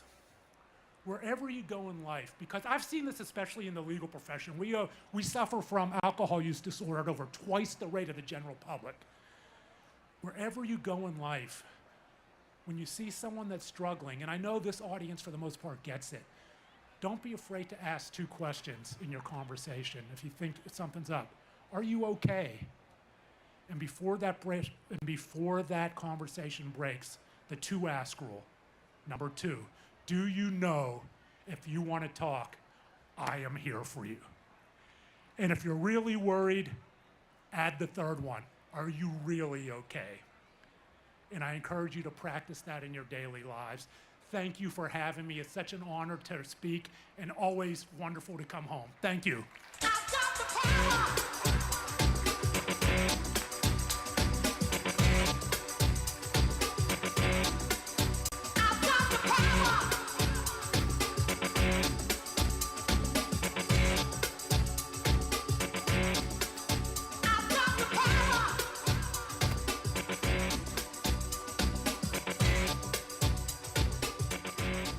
It's getting kind of hectic. It's getting kind of hectic. It's getting kind of hectic. I just wanted to see if y'all, it's a throwback, right? I just wanted to see if y'all remember that one, see if you're still awake. Wow, that was an incredible recovery story, right? Clap your hands if you know that recovery is a journey. It is not one thing, it's not one time, it's not one day. There's so many things that make up recovery. It's not just one thing. Another thing I'm so thankful that Brian brought up and touched on was trauma, right? That's the thing that's not talked about. It's so difficult to talk about, and yet it's the reason we often self-medicate, right? There's so much of it, right? So, and it's interesting too, because I think that sometimes while we're focusing on behavior, it'll take away from the empathy. Because there's a reason why, there's a story, there's circumstances, and then there's often the pain and the trauma that people go through. So I just give everybody credit for being here, and all of the people, all of our storytellers that are about to come up. And so thank you, Brian Cuban. Another round for Brian. Thank you so much for sharing this amazing message of hope. Now it's time for our first storytellers. We're doing something a little different. We're hearing from a husband and wife team. We have a recovery tag team. This is real right here. You know, we're promising big things today. All right, so they are both people in recovery. Please join me in a warm welcome for John Riznicek and Sandy Selinsky.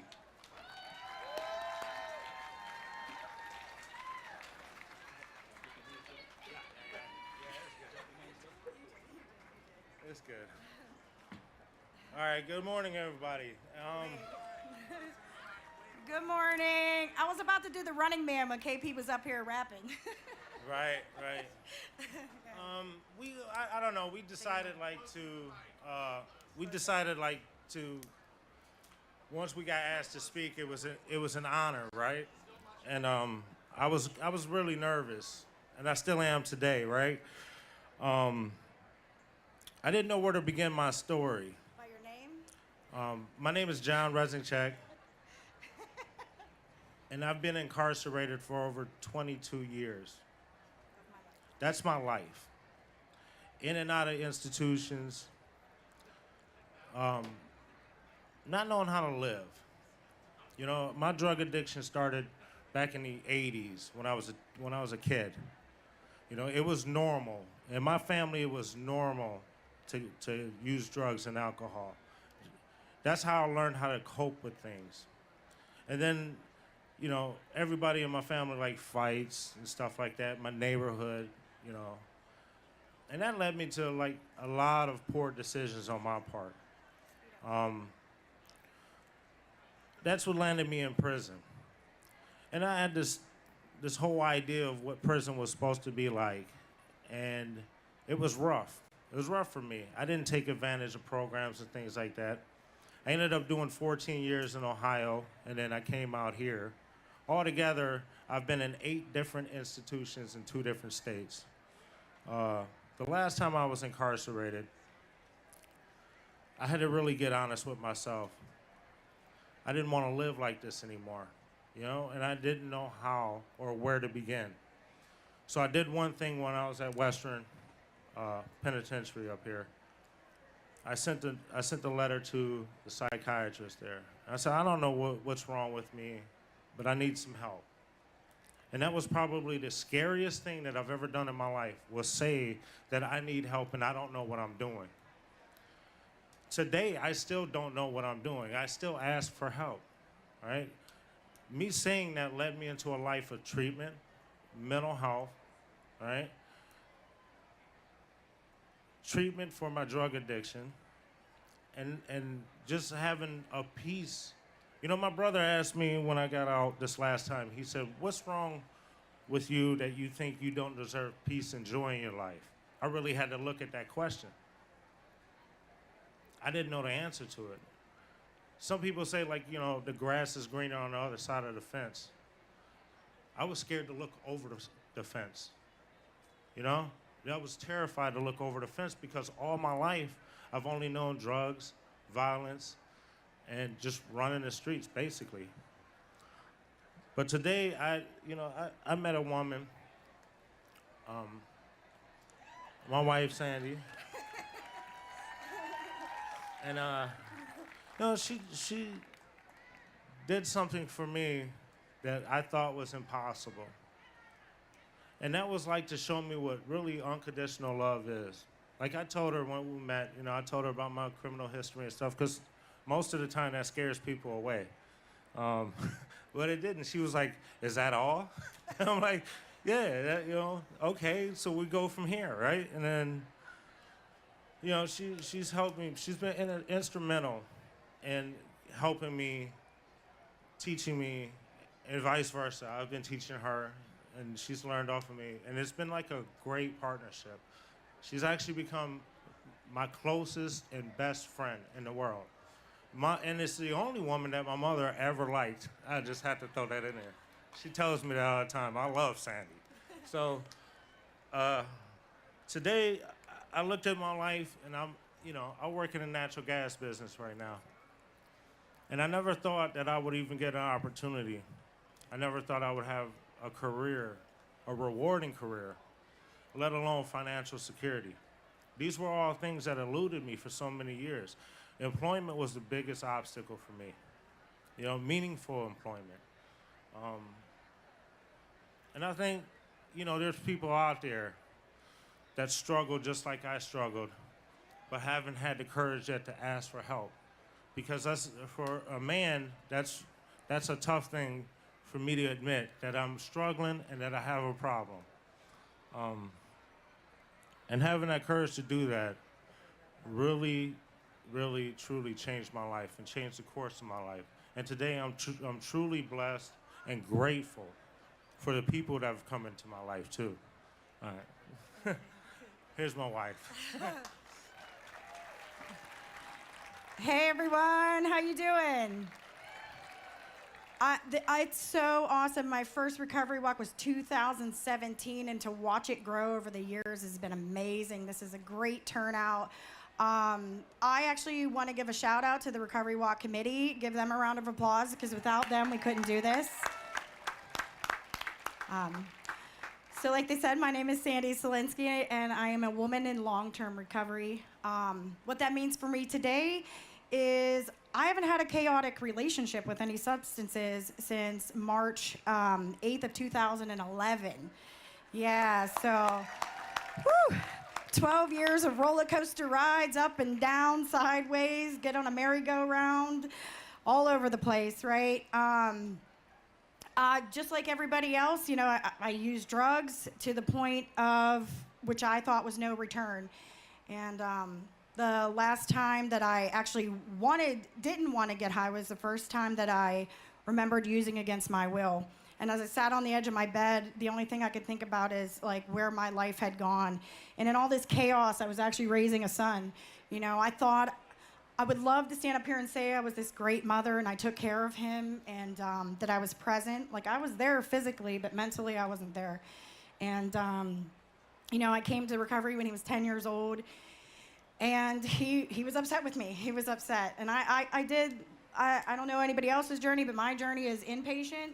Got out of inpatient. They told me I had to go to a partial program, and that was hardcore. 8 hours a day, Monday through Thursday, and then, hey, go to a meeting every day.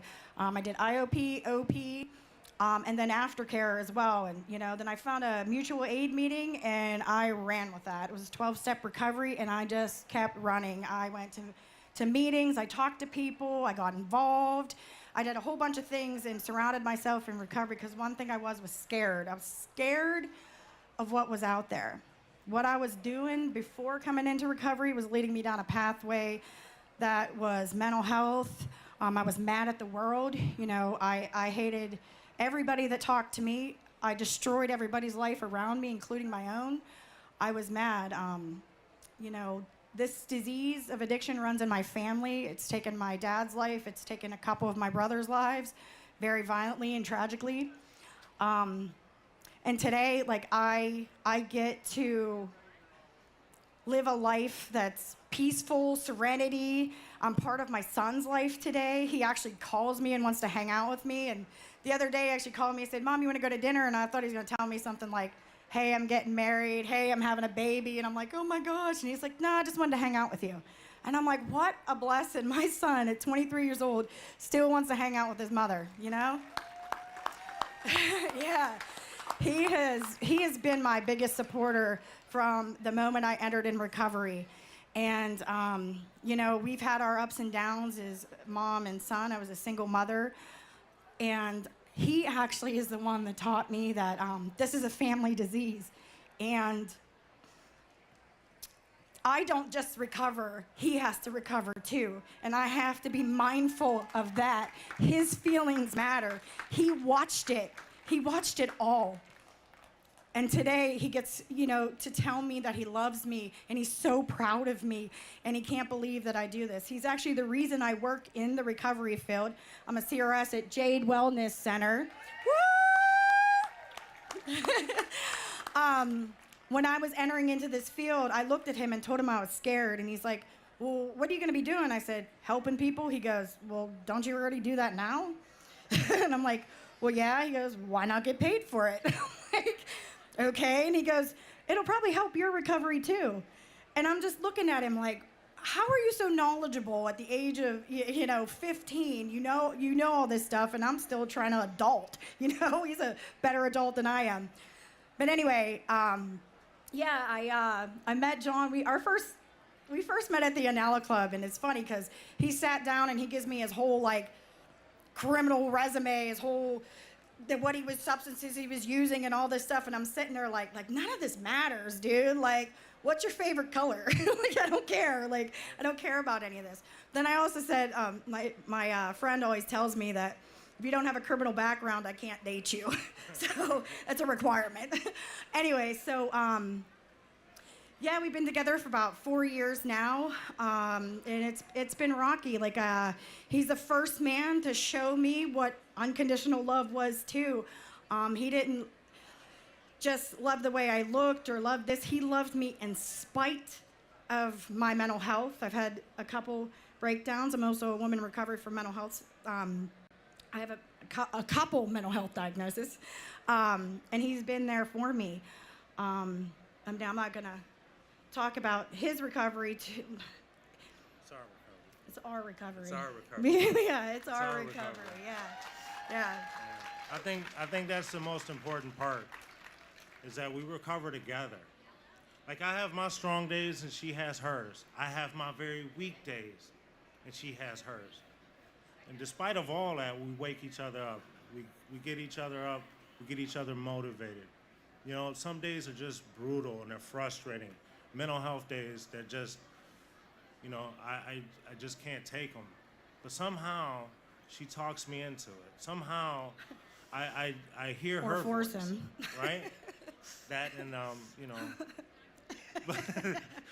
but at the end of the day, I have to say that I didn't know how to be in a relationship, right? So I did some things in mental health and therapy that I learned how to be myself first.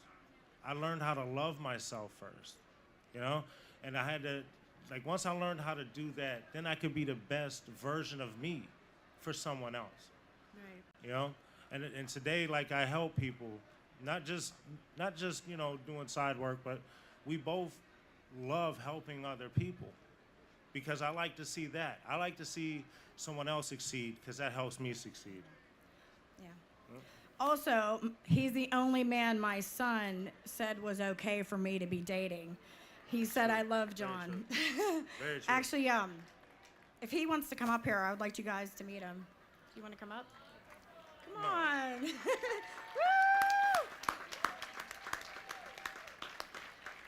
I'm trying. Run! Let's go!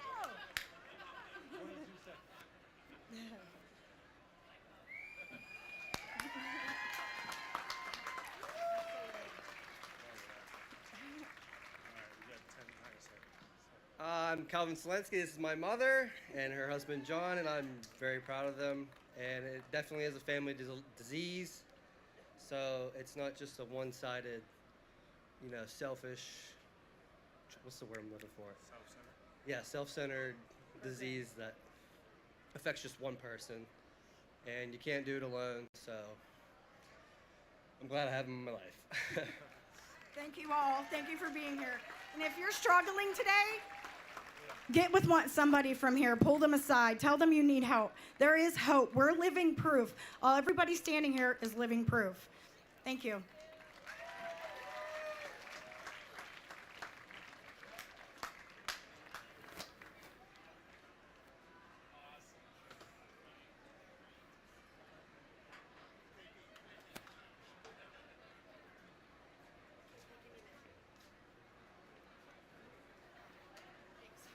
no problem.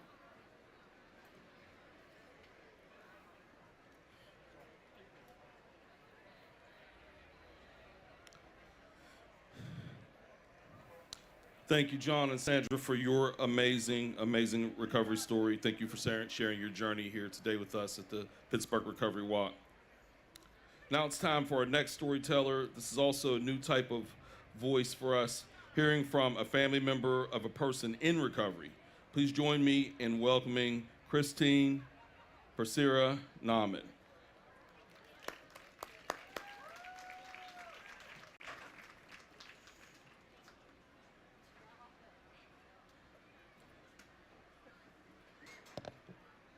Good morning. Thank you for having me. A mother is only as well as her least well child. It sounds right, doesn't it? I mean, it sounds kind of noble, sounds like how a good mother should live, but it's wrong. I know this because I tried it. I know this because I lived it. It's not healthy. What brings me here today is my daughter, Natalie. My second born, love of my life, best thing that ever happened to me, little girl who fell into addiction way too young, starting with stealing pills from her grandparents' medicine cabinet to finally reaching the point of injecting fentanyl into her body. She's presently in recovery. While my daughter will always be the priority, loved ones need care too.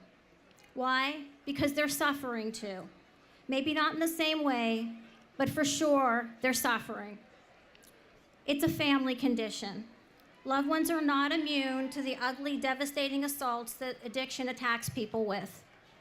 While the person suffering from the disease walks the streets, the loved one walks the floor of their homes. While the afflicted person is being tortured about what's going to happen next, so does the loved one. When the dependent person feels hopeless and alone, so does the loved one. People sometimes forget this. It's strange how people can easily rally around every other illness and injury, but not addiction. When it's a bout of cancer, a badly broken leg, people seem to know what to say and what to do. They're sorry for you. They're sorry for them. They're sorry for everyone. This must be hard on you, they say. People don't often bring the situation up with addiction. Don't speak your loved one's name thinking that it's better, kinder, or more polite. I read an article once where a mother said, "No one brings a casserole when your daughter is a drug addict." I can attest that in my life, these words are true. Natalie had been suffering from substance use disorder for more than 10 years. I checked the front porch daily, and still there was nothing. I can relate to this practice, though. In my family, we didn't send casseroles. We were Italian. We sent a lasagna. I watched my mother lovingly toil in the kitchen when other people were going through a hard time. I would come home from school, and the smell would hit me at the door. When I walked into the kitchen, I would see the fresh-made lasagna on the table, and I would know that something unfortunate had happened to someone we cared for, and that lasagna was going on a journey. We were going to drop it off at their house as a gesture of sympathy, empathy, and caring. But sometimes people don't make lasagna when your child is suffering from substance use disorder. Instead, they drive right by your house, look up, and think how glad they are not to be you. They think it's kinder just to let you be. I'm here asking you today to say you're sorry, speak their name, making a lasagna. It does matter, it does help. The addict does not deserve to feel alone, but neither does the loved one. We all know that there is some stigma surrounding this illness, so much stigma surrounding the afflicted, but there is so much stigma surrounding the loved ones too. My daughter became that girl, the one who had done wrong, the one to stay away from, the bad influence. But I became that mother too, the one who had failed, the one who didn't notice. We both felt the unforgiving eyes on us. It's a horrible, isolating feeling when you're surrounded by these judgmental ideas instead of being surrounded by the understanding, compassion, and kindness that you really need. As a mom, one single, commonly most asked question for me is, didn't you notice?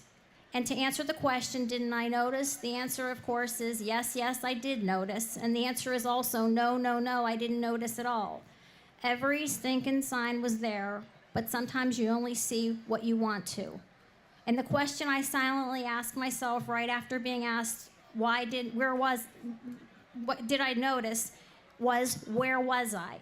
The answer to where were we, Natalie and I, is pretty simple. We were right where everyone else was, probably where you were too.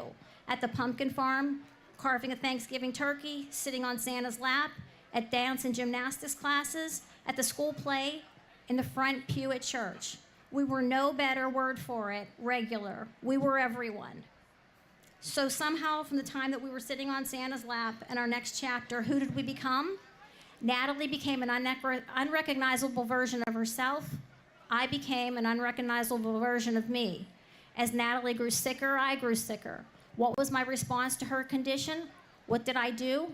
I stopped taking care of myself, gained 40 pounds, stopped going to doctor's appointments, avoided social interactions, let my gray roots show, ordered takeout instead of making healthy dinners, boycotted God.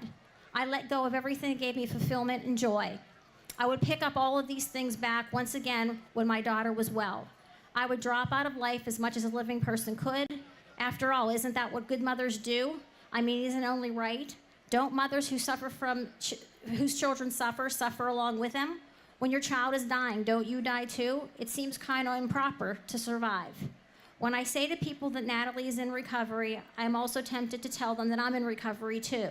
How did I get to recovery? The same way that everyone gets to recovery. The hard, torturous way after struggling, suffering, falling, and getting up and falling again and again for a million times. I hit my motherly rock bottom. Where was my rock bottom? Where did I fall to?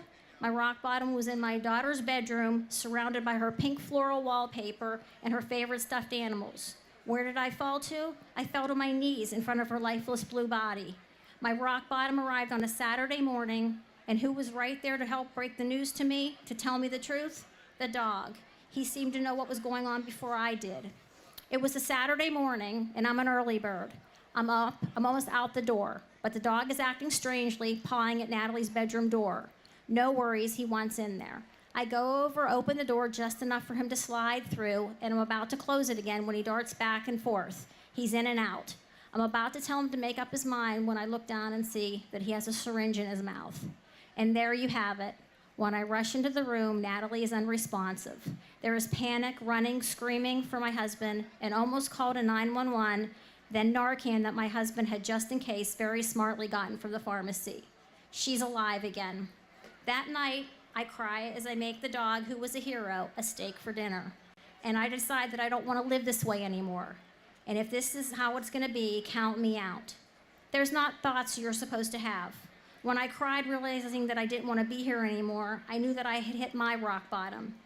Natalie and I arrived at our darkest places at different times, coming from two different directions. But the good news is we both got there, because if we hadn't gotten there, we would have never gotten here. I realized that an unwell me was useless to my daughter, and a dead me was going to do her no good at all. I was so busy trying to keep my daughter from dying, I neglected to notice my dying self. I noticed that I needed to at least share my focus on me as well as her. I always like to quote activist Dean DeFinius when he reminds us that when you're on a plane and there is an emergency, they tell you to put your own oxygen mask on before trying to save anyone else. At first, this may sound a little selfish, but when you think of it, it's the only thing to do. So what did I do? I collected the pieces of my shattered life and self and began putting them back together. I rebuilt myself physically, mentally, emotionally. I walked into a doctor's office and said the very bravest words that I ever had to say, which was, "I'm not okay, I need help."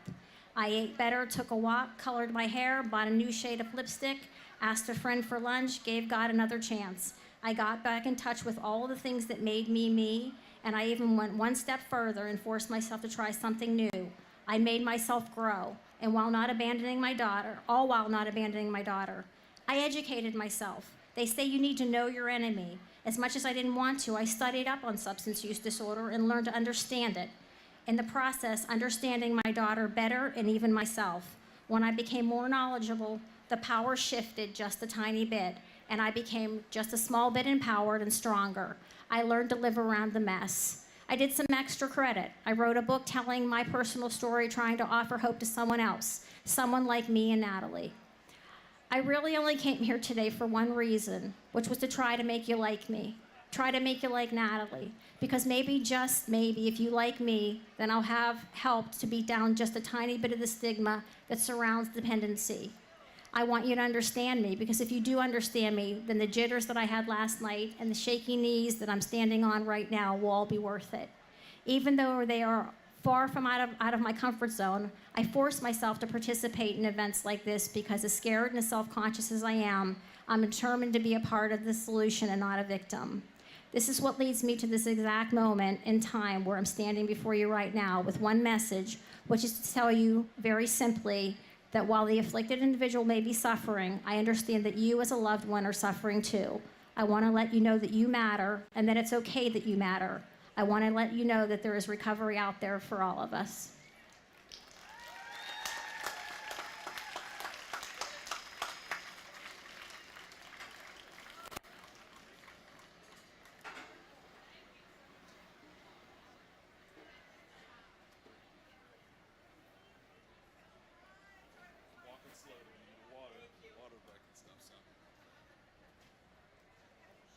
So the sun is out, right? I'm literally getting a tan just watching y'all. Oh, wait, well, never mind. I had a good one going before I started up here, but yeah. But we're glad it's sunny. It'll be great for a walk. So thank you so much, Christine. Now it's time for our final storyteller. Please join me in welcoming Nerves of Steel, Cassandra Williams-Richards.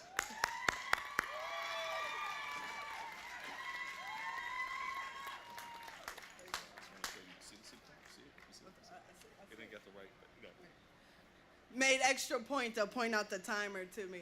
So I'm gonna try not to hold you guys hostage, but honestly, it's hard to taper this kind of enthusiasm and passion behind recovery, am I right? Am I right? So my name is Cassandra Williams-Richards. I am a recovery coach for Lost Dreams Awakening, RCO in New Kensington, PA. So I just want to talk to you guys a little bit about hope. When I was going through what I was going through, which to me was a lot, it was life and death every single day. I lost my ability to maintain any type of hope or self-worth. When I was a young girl, I was exposed to adult things very early. And because of that, I grew up very confused, especially about my body, especially about who had a right to touch me and whether I had a right to tell them no or not. You know, when I was 12 years old and I ran away from home to sneak away to go to a party and I passed out and woke up with someone on top of me, I just thought that that's the kind of thing that happens, you know, and I never spoke up about it. And when it happened again when I was 16 and I actually tried to fight back and he pushed me, dislocating my arm and putting his hand over my mouth, saying I'm almost finished, I thought, this is just the kind of thing that happens, you know? And when I went to a predominantly white school and I got jumped and repeatedly harassed for just being black, for the color of my skin, which blew my mind, how you could hate me and not even know me just because I'm black. And I thought to myself, why make waves, you know? They already don't like me, why speak up? Just smile and nod, tell jokes, be the funny girl, be the life of the party, not knowing that I was the jest, you know? Why make waves?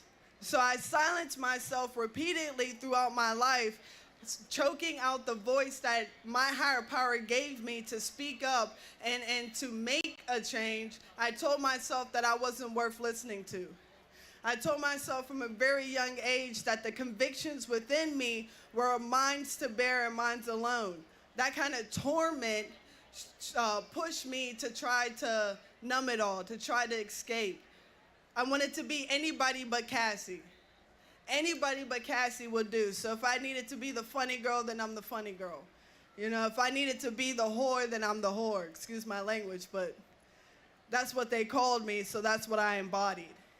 If I needed to be dumbed down and silenced because you couldn't comprehend the message that I was trying to portray, then that's exactly what I did. I silenced myself and I sat in the corner of the party and I numbed it all. As a young girl, I knew that I was a lesbian, but I was religious as well, so those spiritual convictions within me made me feel like I truly was a demon because that's what my church told me.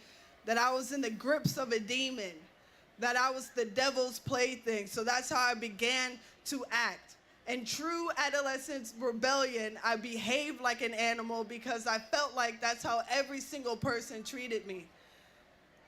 And now that I'm older, I realize that that's the story that I was telling myself. Those are the things that I convinced myself. I allowed myself to believe that my life had no worth, that I was worth less than the dirt underneath your shoes, that an animalistic existence was all that I deserved and all that I could hope to grab onto. In my recovery, to have full disclosure, I've been in and out of the rooms. I've been in and out of rehabs. I have several relapses. That's part of my story. But it's only because I felt like this was all that I could get. You know what I mean? I never felt like I deserved more than begging for scraps or smiling at the next woman or anybody who could give me some semblance of validation, who could tell me that I'm worthwhile. I thought that that was it, that that was all that I was able to achieve, being a player of sorts, you know. I thought that that was it.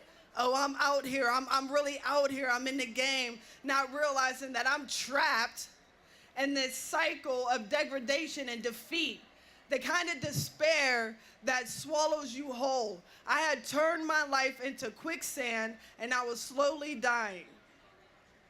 And I refused to reach out for help. You know, my family, both my mothers are here today. I love you.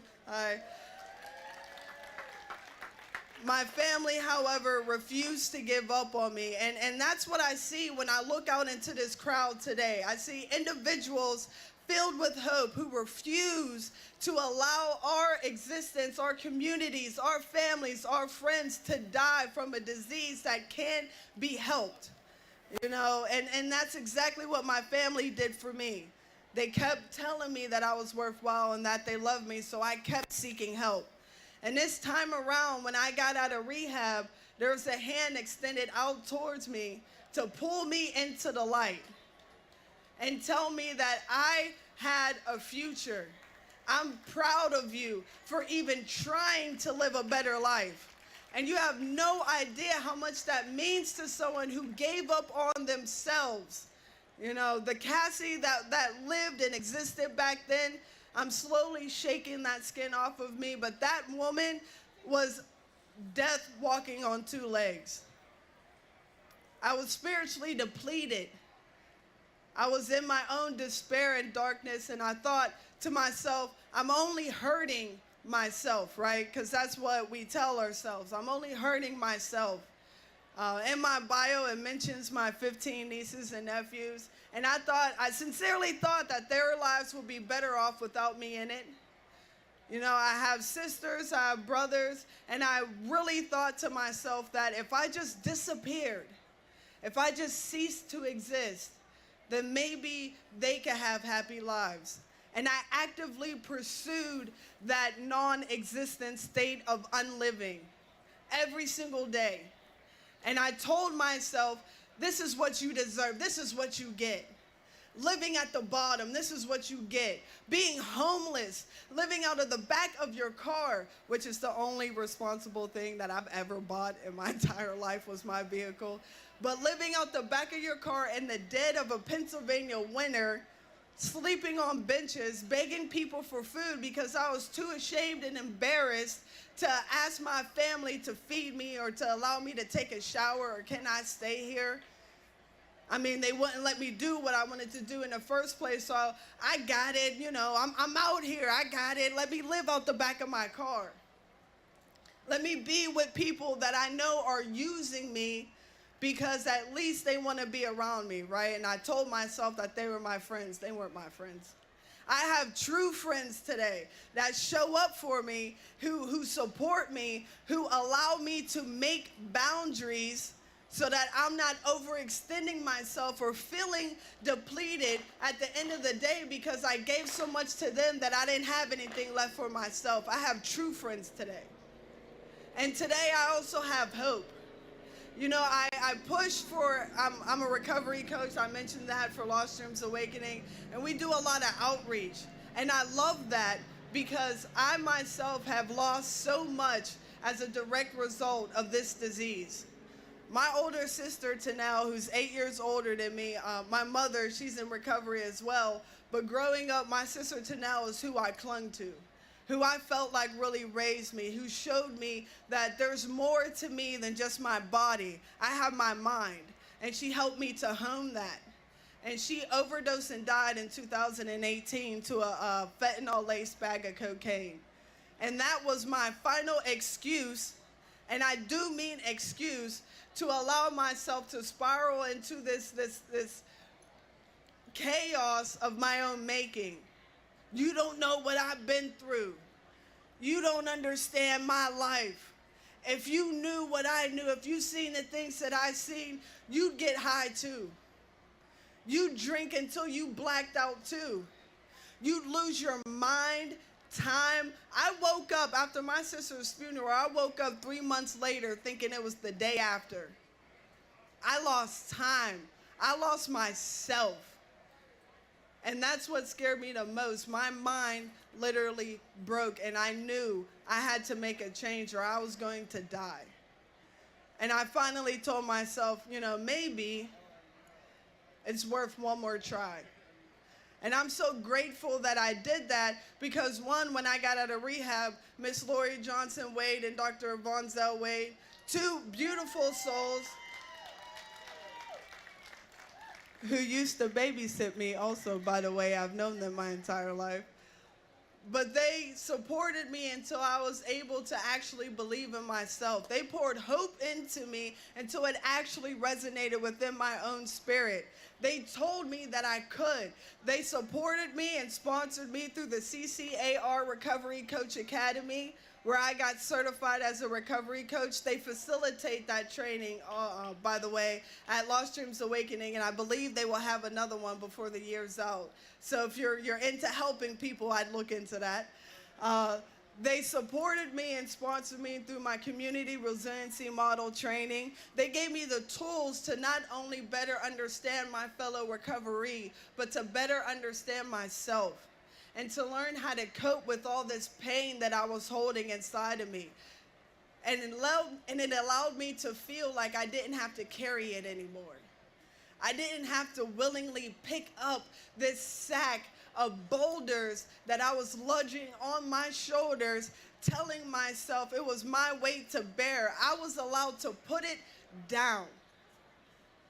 I don't have to live in that existence anymore. I don't have to dwell in my past anymore. A lot of things happened to me. Some of it of my own making, some things I never even asked for, but it didn't define me. This is what I'm learning. It doesn't have to be my existence anymore.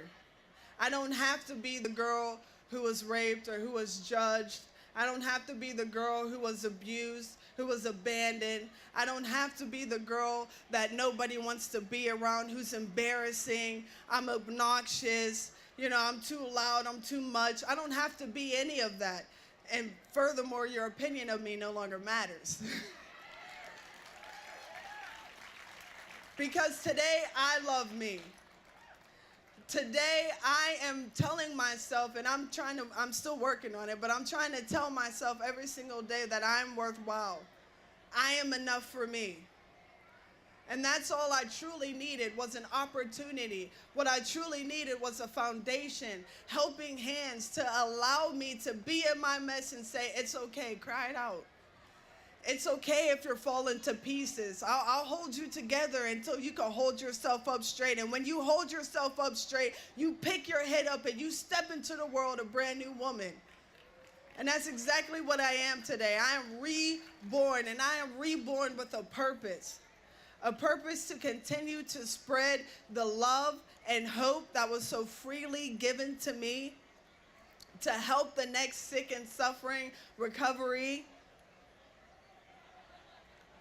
Apparently, I'm going over my time a little bit. But I just wanted to say that if you're still struggling, or if you need any type of help. It's okay to be where you're at. You don't have to be perfect. I'm not perfect. Nobody's perfect. All you need is a willingness to fight for better, because that's exactly what you deserve, is better. And real quick, before I leave you, I just want to let you guys know that Lost Dreams Awakening RCO in New Kensington will be putting on a BIPOC summit. More information about it is over there at our table. It's Black, Indigenous, People of Color. There's some heavy hitters. Cut her off. Oh, okay. So I'm getting kicked off. They're giving me the shaft. But I love you all, and thank you so much.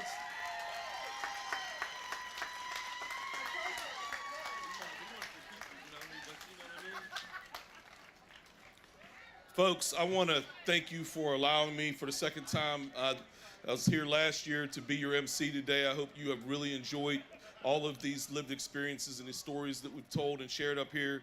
And I want to say to you also really quickly that last year when we walked, there's something so powerful that happens when we come together and we walk together those streets. I've seen some people who are walking with so much pride, and I've seen some onlookers with tears in their eyes. You're making change. Thank you.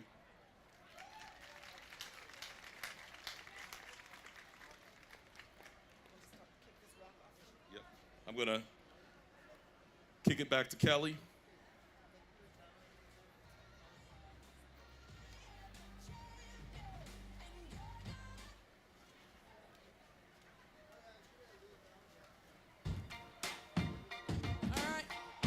All right, walkers, are we ready? Thanks for sticking out through the sun and the stories, and thank you. We're going to get started. I believe we're going to line up right in that corner where I'm pointing, my right, your left. And the Munhole Band is going to kick it off with us.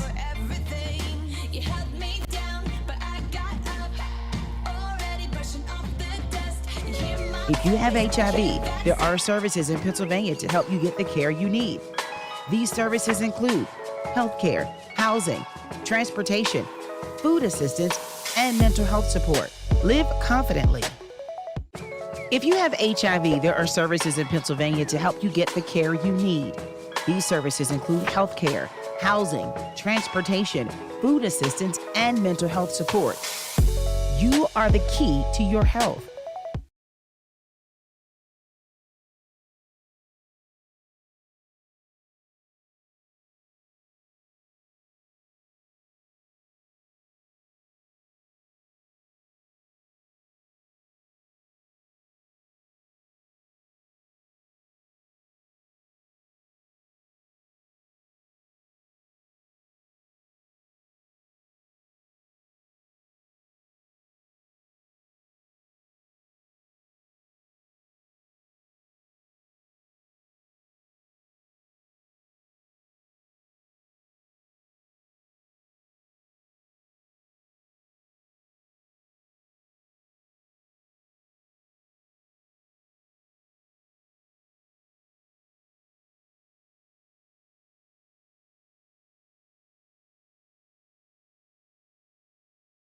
Using smartwatches and a phone app, Recovery by Behavior empowers individuals pursuing or in recovery and informs care providers. Individuals have a portable toolbox that offers individualized tools and resources and can be used to let your support system know when you need them wherever you are. It can even predict increased risk of cravings up to 4 hours in advance. Providers have access to real-time physiological and emotional data, allowing easy identification of those at greatest risk for proactive intervention and data-driven decision-making. We're raising the bar on person-centered care. Don't be left behind.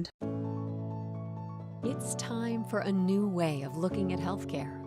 Time to bring a fresh perspective to recurring, emerging, and yet unknown challenges. It's time to create something better. At Carillon, we see how great healthcare can be. And we're committed to making it happen, to seamlessly connecting solutions, to reaching above and going beyond what's already out there. We are a healthcare services organization backed by decades of experience, dedicated to solving the industry's most complex challenges.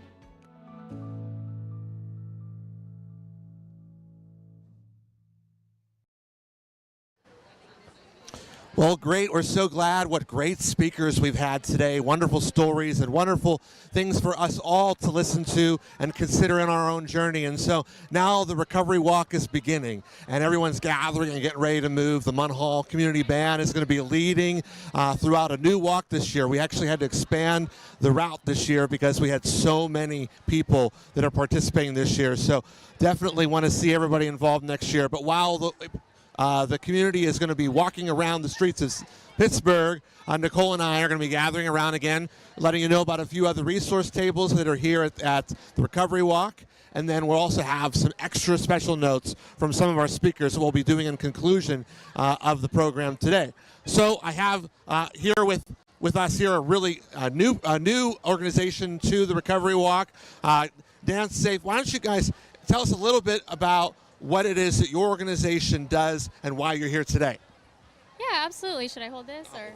Okay, so we're Pittsburgh Dance Safe. It's a national organization that services the nightlife community. It's been around since 1998, and we manufacture fentanyl test strips, xylazine test strips, and reagent test kits. So the state actually uses our test strips as their manufacturer. So you'll see them commonly at a lot of the other organizations here. They're probably handing them out today. So we also offer lots of outreach materials. So today we have drug education cards, a consent program, a safer sex station, as well as safe consumption tools such as clean straws and spoons, and then information about our reagent test kits. So we typically service the nightlife community, so raves, music festivals, pride events, and we really try to target recreational drug users. That's a lot of information right there. So can you take a second and explain, because lots of people are watching in different stories and different backgrounds, but why is a fentanyl test strip a helpful thing for people to consider using in the days that we're living in today? Absolutely. So the drug supply has changed significantly over the years, and what we're seeing more and more, as most of you are aware, is contamination of fentanyl in different drug supplies. And so in order to keep people alive while they are still using before they've reached recovery, or if they have recurrence of use, everyone's journey is different. We have the tools to keep people alive. So you can test your substances with our test strips and reagent test kits. Sorry. Okay, sorry. So yeah, you can test your supply that you're going to use with our test strips to tell you if there's fentanyl present or not, and if that is something that you are not wanting to consume, you know what is in your supply, and that can keep you alive. Yeah, and so when some people will say, oh, we're not allowed to have fentanyl testing strips, what do you say to somebody who says that? Absolutely. So that has changed fairly recently. So their legislation changed at the very beginning of the year. All drug checking tools such as our reagent test kits and the test strips are legalized, and third parties such as us and the health department are allowed to distribute them. So they are totally legal to have on the person. You will not be arrested for having them on you. Yeah, and so it's a wonderful distribution process. A lot of people don't realize that fentanyl and xylazine they increase risk at a level that people previously are unaware of or unfamiliar with. And so thank you so much for being here and participating. This is your first year at the Recovery Walk, right? Right? Yeah. And so what do you see whenever you came to the Recovery Walk today? Like, can you describe to somebody, what does it feel like to be here? It's big, overwhelming in a good way. It is. It's big heart sparkles. Like it's like just a lot of happy moments. It's great to see just the community, that everybody can relate on some level. The amount of people who are here who have something in common, and that being recovery, or caring about recovery, or caring about people in recovery, is a lot. It's a lot to keep caring for. It's a lot to keep showing up for, and we just have to kind of define recovery however it works for us, however we understand that, however we can make it work, so that we can all get here. We can all be walking together and under the sunshine and helping people get to wherever we need to be, so that we can access the right information, the right tools, and the right people to help us keep going. What about you? What do you see whenever you came in today? How does it feel to you? Overwhelming support. It's a beautiful event and community. I came last year and did the walk, and this year to be here servicing this community is just fantastic. We've had overwhelming support with our table today, which was really beautiful to see. So many more people are understanding the need and importance of harm reduction and the tools and the education, and it's just been a really, really positive event. I know when I came by earlier, your cards were full, so I see they're mostly gone now. Lots of people, lots of information.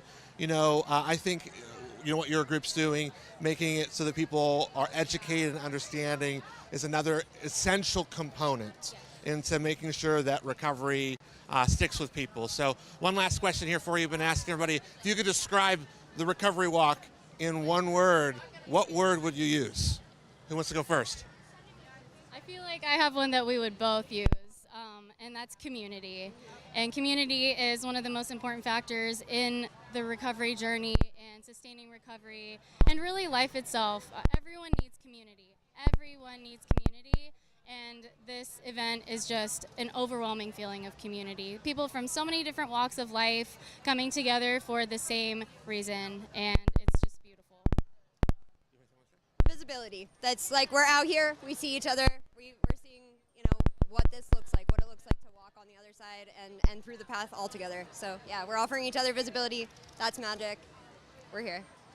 So there you have it, another wonderful words, community, visibility, key phrases and concepts here at the Pittsburgh Recovery Walk. We're going to continue to show you around a few other resources that are available here, and then we'll wrap up with some more interviews at the end, so stay tuned.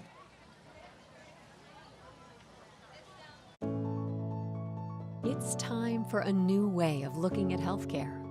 Time to bring a fresh perspective to recurring, emerging, and yet unknown challenges. It's time to create something better. At Carillon, we see how great healthcare can be.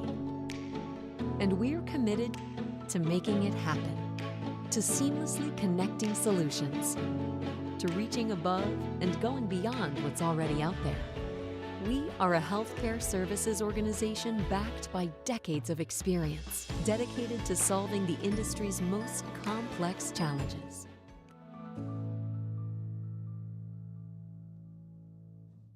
HSAO Drug and Alcohol is comprised of programs designed to serve residents in Allegheny County with a substance use disorder. Services within the unit include drug court and DUI court, drug and alcohol case management, Children's Court Impact, and Act 53.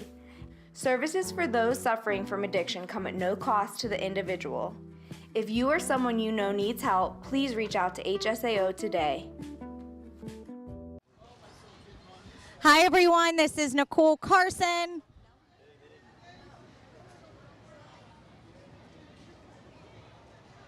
Hi everyone, this is Nicole Carson at the Pittsburgh Recovery Walk. I am here with Dan with WestPAR. Dan, tell me a little bit about what your organization does. Thank you for having us here, Nicole. WestPAR stands for the Western Pennsylvania Alliance of Recovery Residences.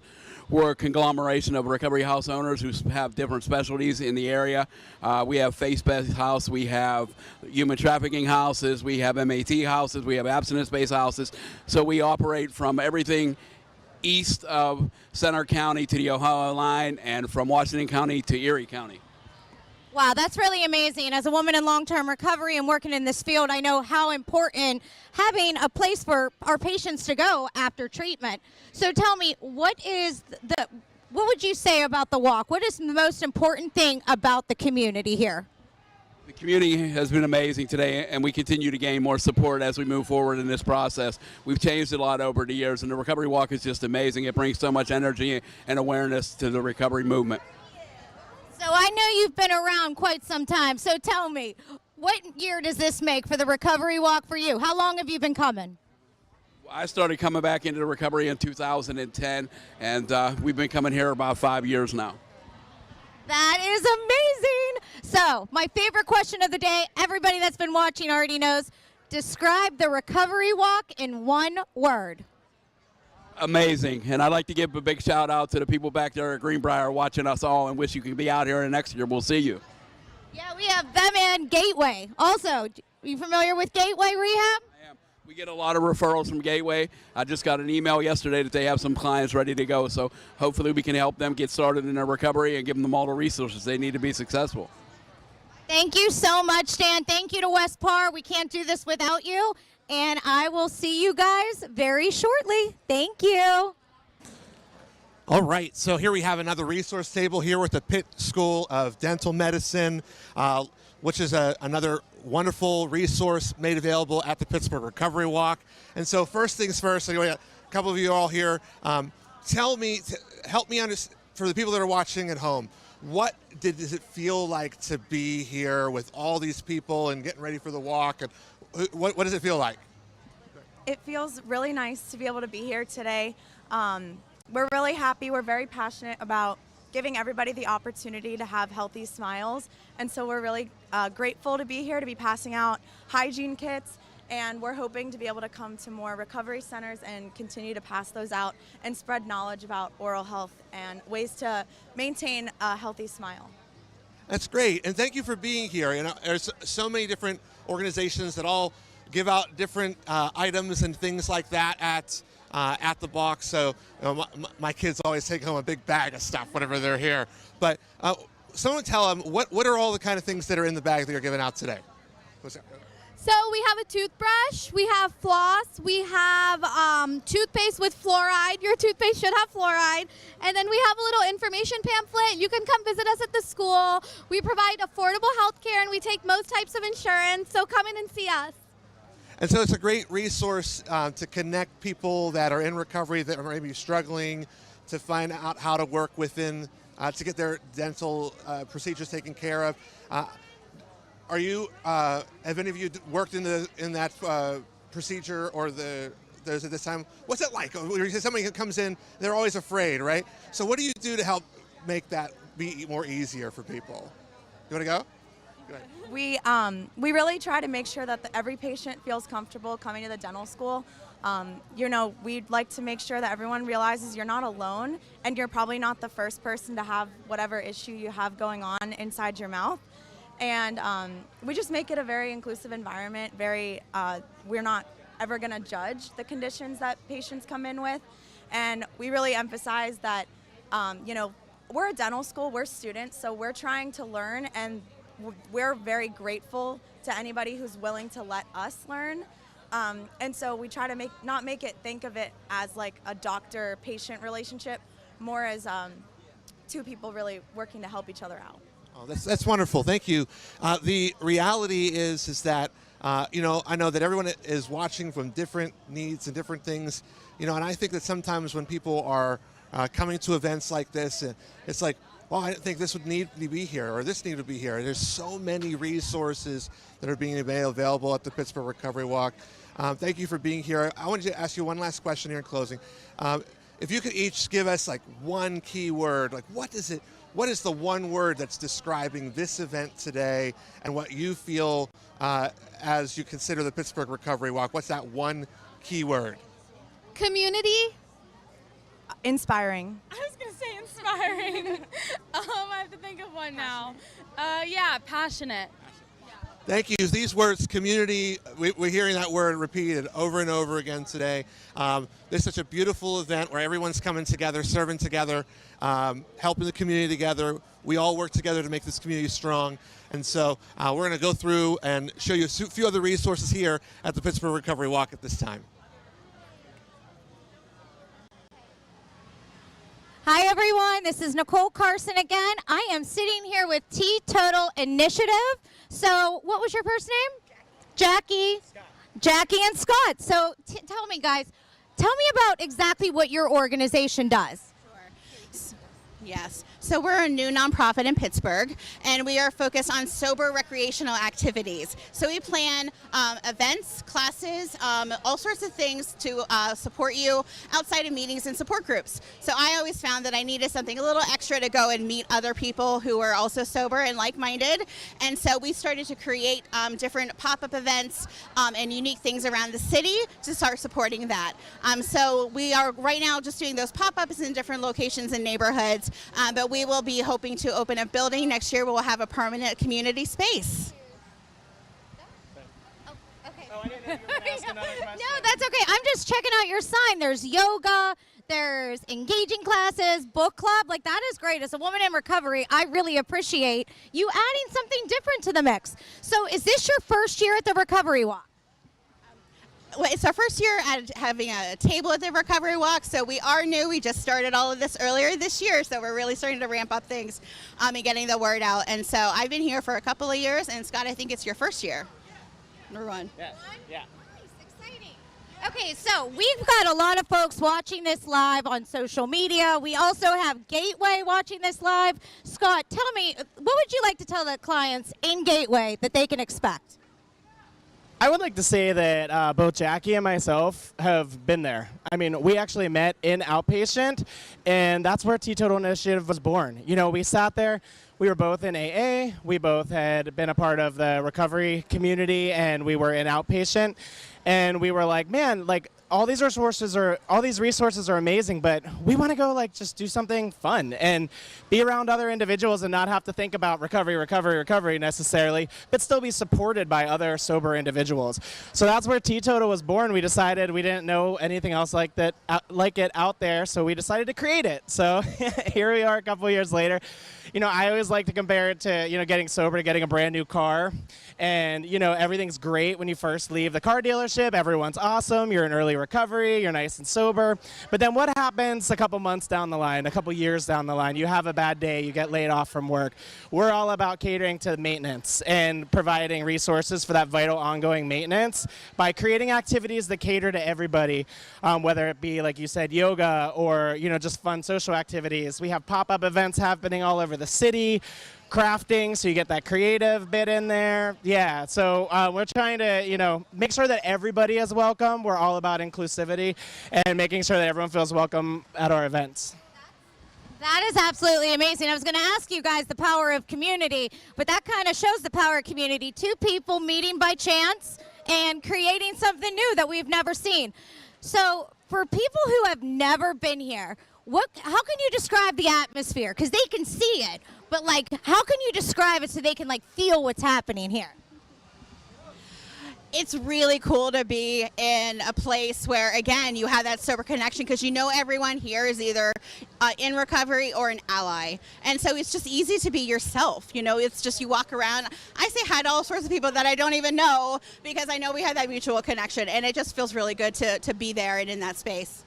And one thing that was really cool is we actually created this sober calendar that's on our website, and it's super interactive. You can go on and actually select the event. It's not just our events, but it's events happening that I call them certifiably sober events that are happening, and it's been so cool getting to see all of these other organizations that are also doing, you know, events, whether they're geared towards fitness or they're geared towards, you know, yoga.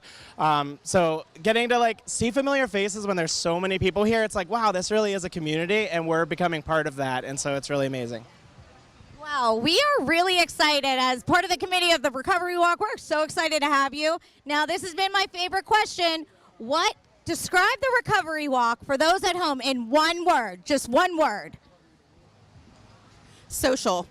Nice, I like that. New one. Invigorating. I love it. Social and invigorating. You've heard it here. Thank you guys so much for being here, and I will see you guys soon. Hi, my name is Jesse Scheck. I'm a person in long-term recovery, and I'm part of the team that helps put on the Pittsburgh Recovery Walk every year. I really just wanted to take a second to talk to all you folks who are tuned in here at the watch parties at Gateway. We're so excited that you're here with us. Like, I wanted to tell you, I have been exactly where you folks are at. Like, if you are at Gateway Aliquippa, I may have, like 16 years ago, been sitting in the actual seat that you were sitting in, and I know how it feels. There's hope. If this isn't your first time in treatment, it took me a bunch of tries. If it isn't your first, second, third, fourth, fifth, I'm not going to keep counting, but it took me more tries than that. But yesterday I celebrated 16 years clean. So next year, come out to the walk, be here with us, come get involved, volunteer for the walk. There's hope. We're so glad that you're there. Next year, we hope that you'll be here live with us. Thank you so much.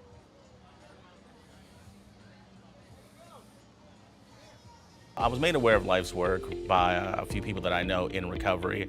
And what really attracted me to the company is their desire to help people and trying to get people back on their feet. There's so many different things that can encompass this.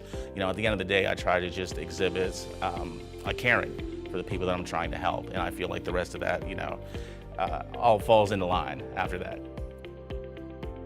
Everybody, no matter what form of life they're in, experiences some hard times, and everybody needs some help to get things straightened out every once in a while. And Life's Work's dedicated to doing that, and to be part of that and to help other people like I was helped in my journey as well is just, I mean, it's such a great cause and a great company to work for. All right, well, we're here again with another resource table. I'm here with my new friend Marianne, setting up here as another wonderful program at the Pittsburgh Recovery Walk. And so, Marianne, can you just take a minute and just tell everybody who's watching, what is the name of your organization and what are you doing? Sure. I work for PSAN. We're a peer-supported organization. We offer a few different services. We have a drop-in center in Bellevue.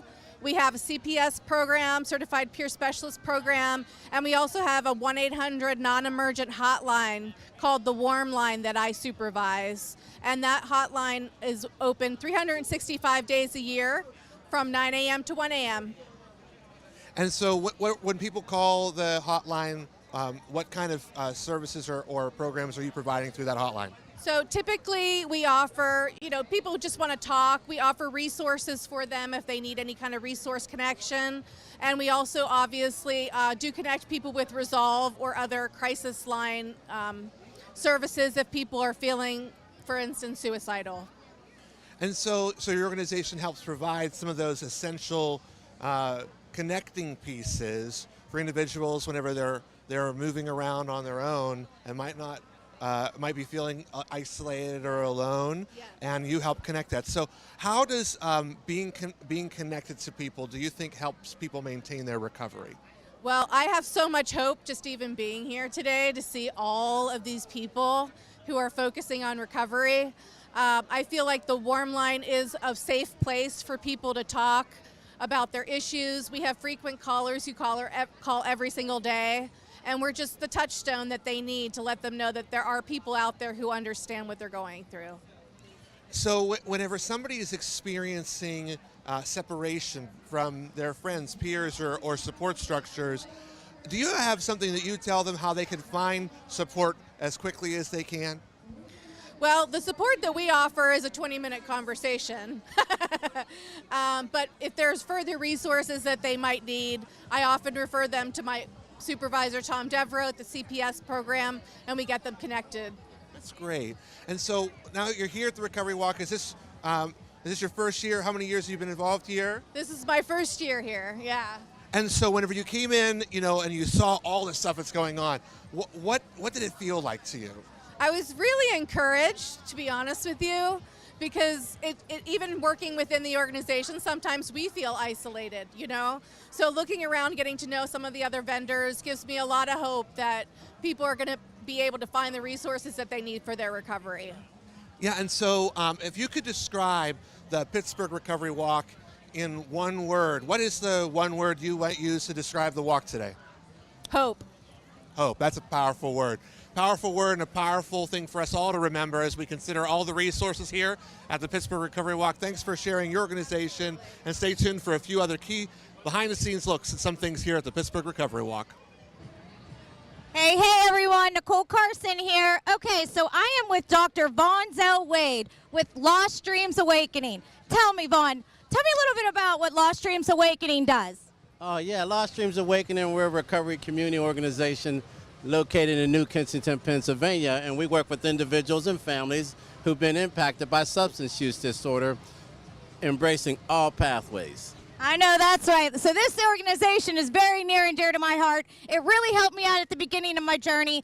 But I got to tell you, if you can see this van right here, this is brand new. This is the grand opening, grand presentation of the Rolling for Recovery van. So tell me, Vaughn, tell me a little bit about what this beautiful van is going to do. Oh, we're very excited about this. So this van, what we realize is that recovery happens in communities. And a lot of people don't come to the brick and mortar, and we realize that we got to take the game to the community, to service the community, to help those in the community. So Rolling for Recovery, meeting people where they are, Lost Dreams Awakening will be coming to a community near you. That is amazing. Meeting people where they're at, multiple pathways, harm reduction, recovery of all forms. That is what today is all about. So we have a lot of really special guests. So we got a lot of folks watching on social media, but we have Gateway Rehab watching. What do you want to say to those folks sitting in those seats that you and I sat in one day? Oh, yeah. Once we put the substance down, Lost Dreams Awaken. Everything's back on the table, taking it a day at a time. And like Vaughn always says, Lost Dreams Awakening, new possibilities always will arise. All right, last question for you, my favorite one of the day. Describe the recovery walk in one word. Awesome. Woo! You heard it here. It's awesome. If you haven't gotten down here yet, we hope to see you next year. Gateway, hang on. You're a miracle. Thanks, guys. All right, so we're here with another great resource table at the Pittsburgh Recovery Walk. This is a new group to me called Pittsburgh Fast. Could you take a minute and just tell everybody watching what is it your organization does and why are you here at the Recovery Walk today? Pittsburgh Fast is a new group for people in recovery that are looking for different ways to stay active. It's a different way to build a community. We've been hosting pop-up events at local gyms around the community. They're free for members of Pittsburgh Fast, so you can stay active, get to know new people, and build a new community for people in recovery. And so it's like you're connecting the pieces of getting community together and health and recovery so that there's people can live active lives and sober lives in the process. Yeah, some people find it hard to find things to do when they're new in sobriety, some fun active events, so that's why I started this. It's for people that have just started working out, to people that have worked out for 20 years. There are events from different hikes to boot camps at gyms, boxing, all different types of active events. I was just going to ask that. I was like, I'm not ready to work out yet, but I want to be somewhere. Yeah. So someone comes in and they have no familiarity with any kind of physical health. Is there a place for them whenever you guys are hosting one of your meetings? Absolutely. The gyms that I have, they have scalable versions for people that are new in recovery, as well as we do small hikes. We also do some yogas and Pilates, some different new activities for people that are new into fitness as well. Great, and so being here at the Pittsburgh Recovery Walk, we're out walking, we're outside doing stuff, right? But is this your first year being at the walk? Yes, it is. Yeah, and so when you came into the walk today and you saw everything that's going on, can you help describe, what did you see, what did you feel, what was sticking out? I just think it's really inspiring for everybody. There's a great energy. It's a great way for people to meet new people in recovery and find different things to do. Yeah, what about you? What did you see? Anything jump out at you? It's just a very welcoming environment. It's a very positive environment, and like Lori said, it's a great way to meet new people and a network, and to realize that there is a life beyond just getting sober, right? There are lots of fun activities that you can do and be sober and have a community and have that support. Yeah, and I think that's one of the great parts about the resource fair at the Pittsburgh Recovery Walk is that we bring a connection of all kinds of programs, not just your typical thing that you might see or think that would be there for somebody who's in recovery, but realizing that recovery intersects every part of life. And so this is a great way to intersect health and well-being as a person is on their recovery journey. So in conclusion, I'd just like to ask, if you could describe the Pittsburgh Recovery Walk in one word, what one word would you use to describe the walk? Inspiring. Joyful. Joyful. Inspiring. Thank you for your kind words. These are great. And stay tuned as we continue to show you a few other great resources here at the Pittsburgh Recovery Walk. I was made aware of life's work by a few people that I know in recovery. And what really attracted me to the company is their desire to help people and trying to get people back on their feet. There's so many different things that can encompass this. You know, at the end of the day, I try to just exhibit a caring for the people that I'm trying to help. And I feel like the rest of that, all falls into line after that.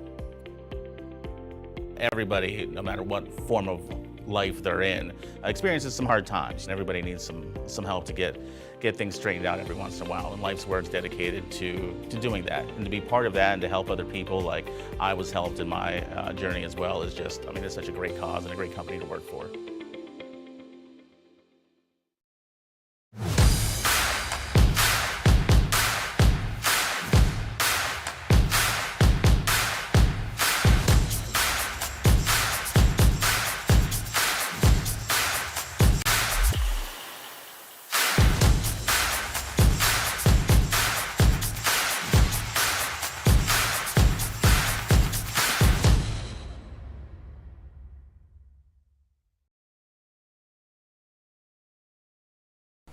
Where someone lives and the support they receive is such an important component of recovery.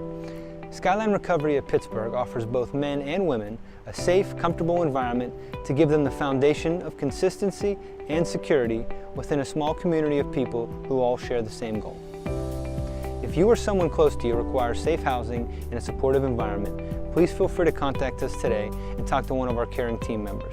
They'll provide you with the information about Skyline and discuss how the application process works. We look forward to hearing from you.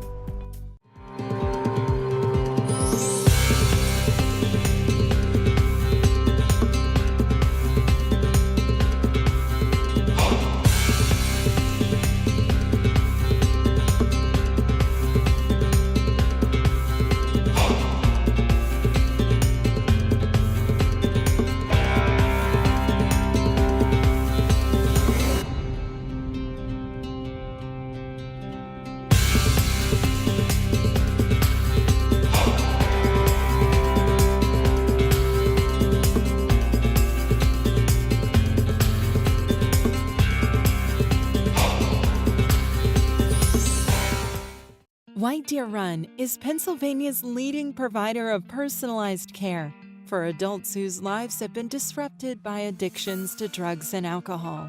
The White Deer Run Treatment Network is comprised of the following locations: Bowling Green Brandywine, Bradford Recovery Center, Cove Forge Behavioral Health, White Deer Run of Allenwood, White Deer Run of Lancaster, White Deer Run of Lehigh, New Perspectives at White Deer Run, White Deer Run of York at Davies Drive, and White Deer Run of York at Mount Zion. Call 866-769-6822 for more information about the services we offer.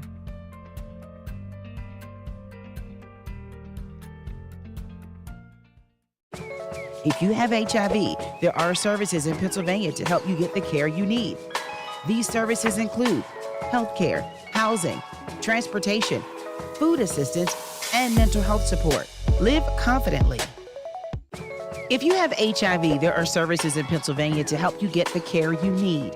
These services include healthcare, housing, transportation, food assistance, and mental health support. You are the key to your health.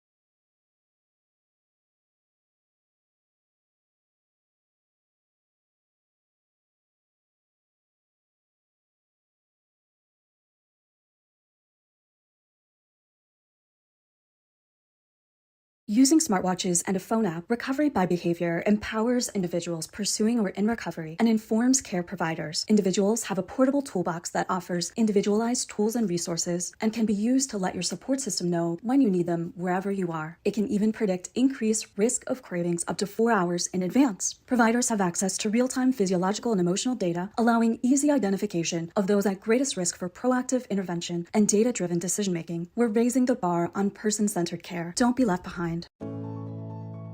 It's time for a new way of looking at healthcare. time to bring a fresh perspective to recurring, emerging, and yet unknown challenges. It's time to create something better. At Carillon, we see how great healthcare can be. And we're committed to making it happen, to seamlessly connecting solutions, to reaching above and going beyond what's already out there. We are a healthcare services organization backed by decades of experience, dedicated to solving the industry's most complex challenges.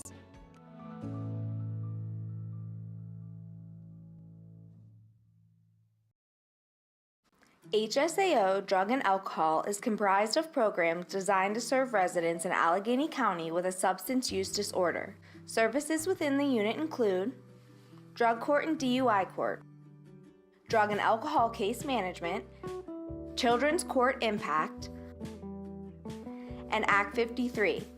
Services for those suffering from addiction come at no cost to the individual. If you or someone you know needs help, please reach out to HSAO today. I was made aware of Life's Work by a few people that I know in recovery. And what really attracted me to the company is their desire to help people and trying to get people back on their feet. There's so many different things that can encompass this. You know, at the end of the day, I try to just exhibit a caring for the people that I'm trying to help. And I feel like the rest of that, you know, all falls into line after that. Everybody, no matter what form of life they're in, experiences some hard times, and everybody needs some help to get things straightened out every once in a while. And Life's Work's dedicated to doing that, and to be part of that and to help other people like I was helped in my journey as well is just, I mean, it's such a great cause and a great company to work for.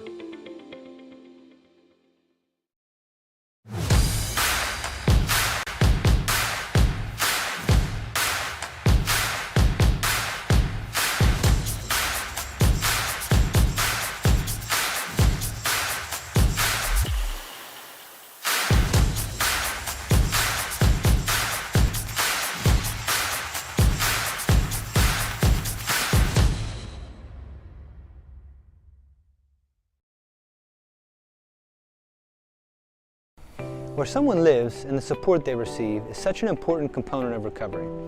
Skyline Recovery of Pittsburgh offers both men and women a safe, comfortable environment to give them the foundation of consistency and security within a small community of people who all share the same goal. If you or someone close to you requires safe housing and a supportive environment, please feel free to contact us today and talk to one of our caring team members. They'll provide you with the information about Skyline and discuss how the application process works. We look forward to hearing from you.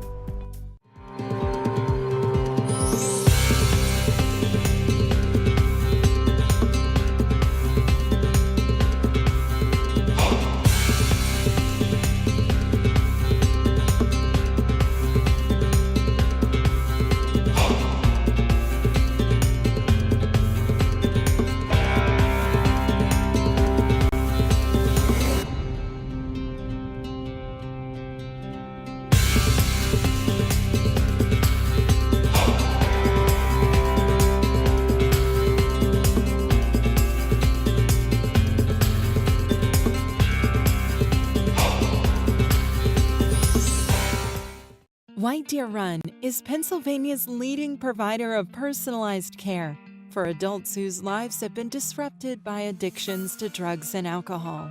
The White Deer Run Treatment Network is comprised of the following locations: Bowling Green Brandywine, Bradford Recovery Center, Cove Forge Behavioral Health, White Deer Run of Allenwood, White Deer Run of Lancaster, White Deer Run of Lehigh, New Perspectives at White Deer Run, White Deer Run of York at Davies Drive, and White Deer Run of York at Mount Zion. Call 866-769-6822 for more information about the services we offer.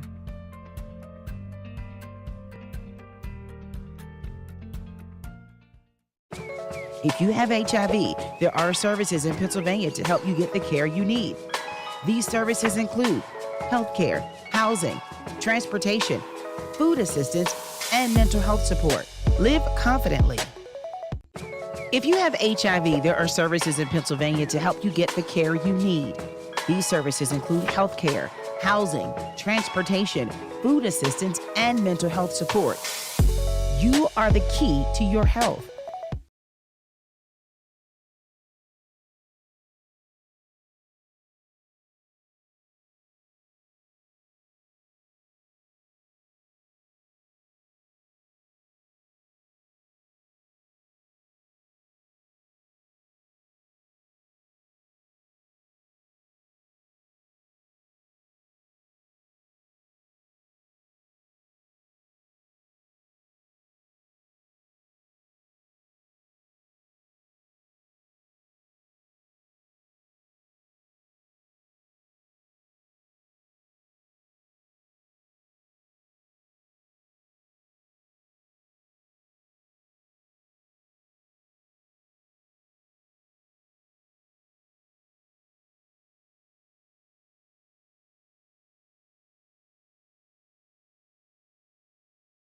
Using smartwatches and a phone app, Recovery by Behavior empowers individuals pursuing or in recovery and informs care providers. Individuals have a portable toolbox that offers individualized tools and resources and can be used to let your support system know when you need them wherever you are. It can even predict increased risk of cravings up to 4 hours in advance. Providers have access to real-time physiological and emotional data, allowing easy identification of those at greatest risk for proactive intervention and data-driven decision-making. We're raising the bar on person-centered care. Don't be left behind. It's time for a new way of looking at healthcare. Time to bring a fresh perspective to recurring, emerging, and yet unknown challenges. It's time to create something better. At Carillon, we see how great healthcare can be. And we're committed to making it happen, to seamlessly connecting solutions, to reaching above and going beyond what's already out there. We are a healthcare services organization backed by decades of experience, dedicated to solving the industry's most complex challenges.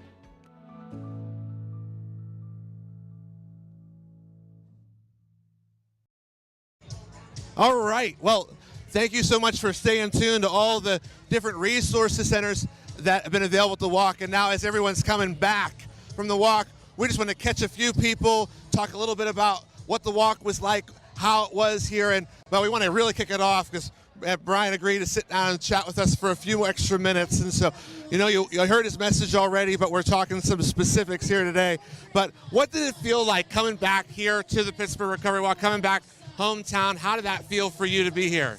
Oh, it felt great. I mean, I went through, especially with alcohol, I went through quite a bit of my addiction while I was in law school here in Pittsburgh.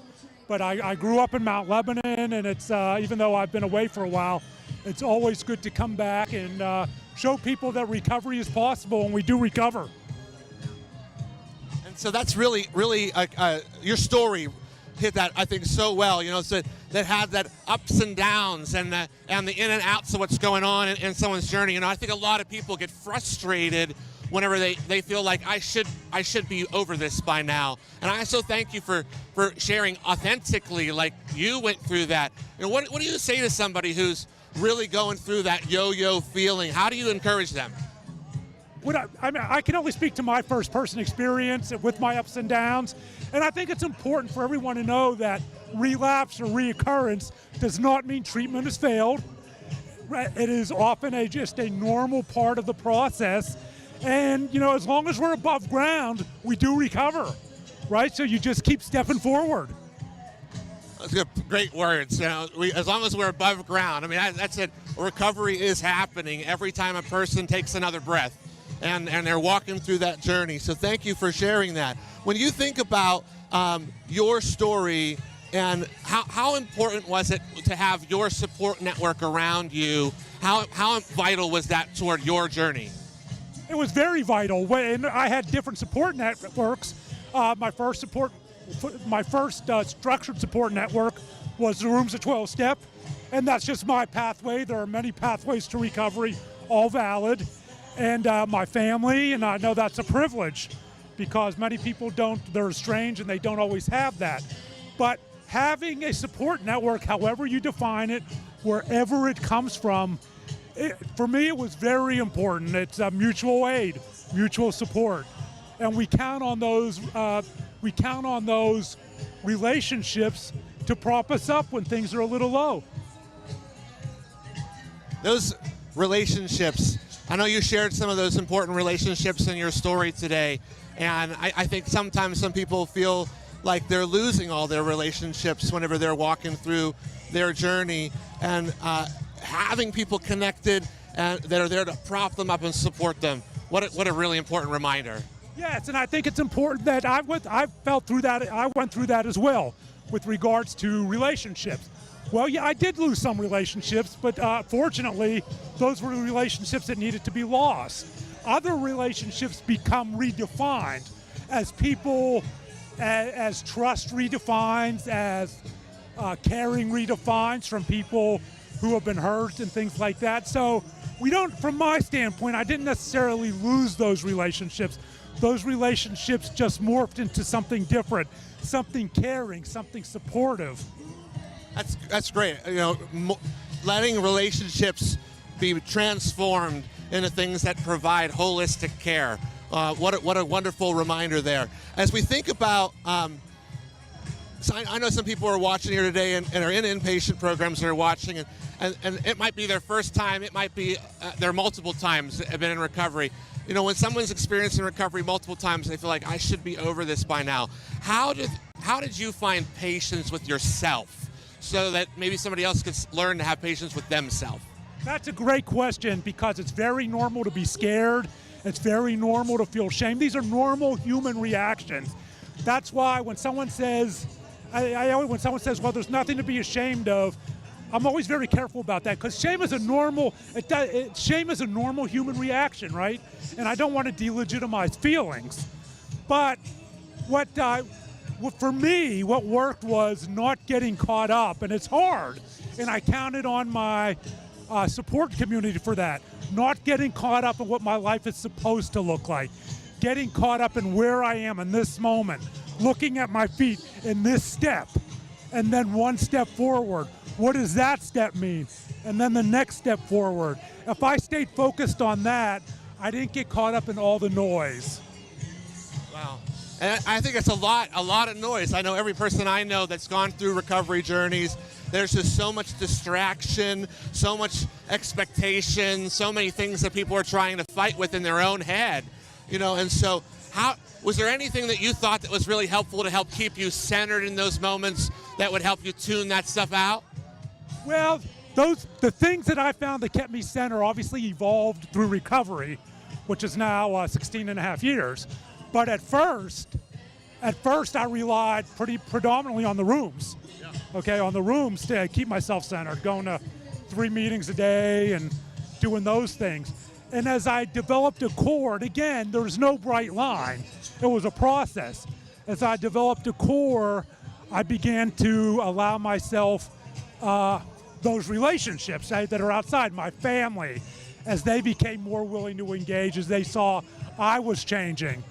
And then I evolved into the things that help me stay centered. Meditation's very big for me. I took up singing and writing, and those all came later, because at first all there was noise. And the only way I could get rid of that noise was to walk into the rooms. But that's just me. And I thank you for sharing your story. I think it's some significant components when we legitimize everyone's story. And, you know, and wherever your story is, this might be a new story to you. It might not connect with your story. Your story is important. Your story is important. Everybody's story is important as we bring these things together. You know, in conclusion, is there anything else that, you know, you'd like to say to somebody who is inpatient right now for them to remember? Sure. I'd say you're above ground. We do recovery, so just keep stepping forward. Do your best. Rely on whatever resources you have to not get caught up in the noise. Just the step in front of you. And I know it's a cliche when they say one day at a time. For me, it was one step at a time, 1 inch at a time. And whatever that means for you, just do that. I mean, for me, that was what was important in tuning out all the noise and all the fears and all the shame. Brian, thank you for your experience. Thank you for being part of this event today. Thank you for representing Pittsburgh well and your story and your life.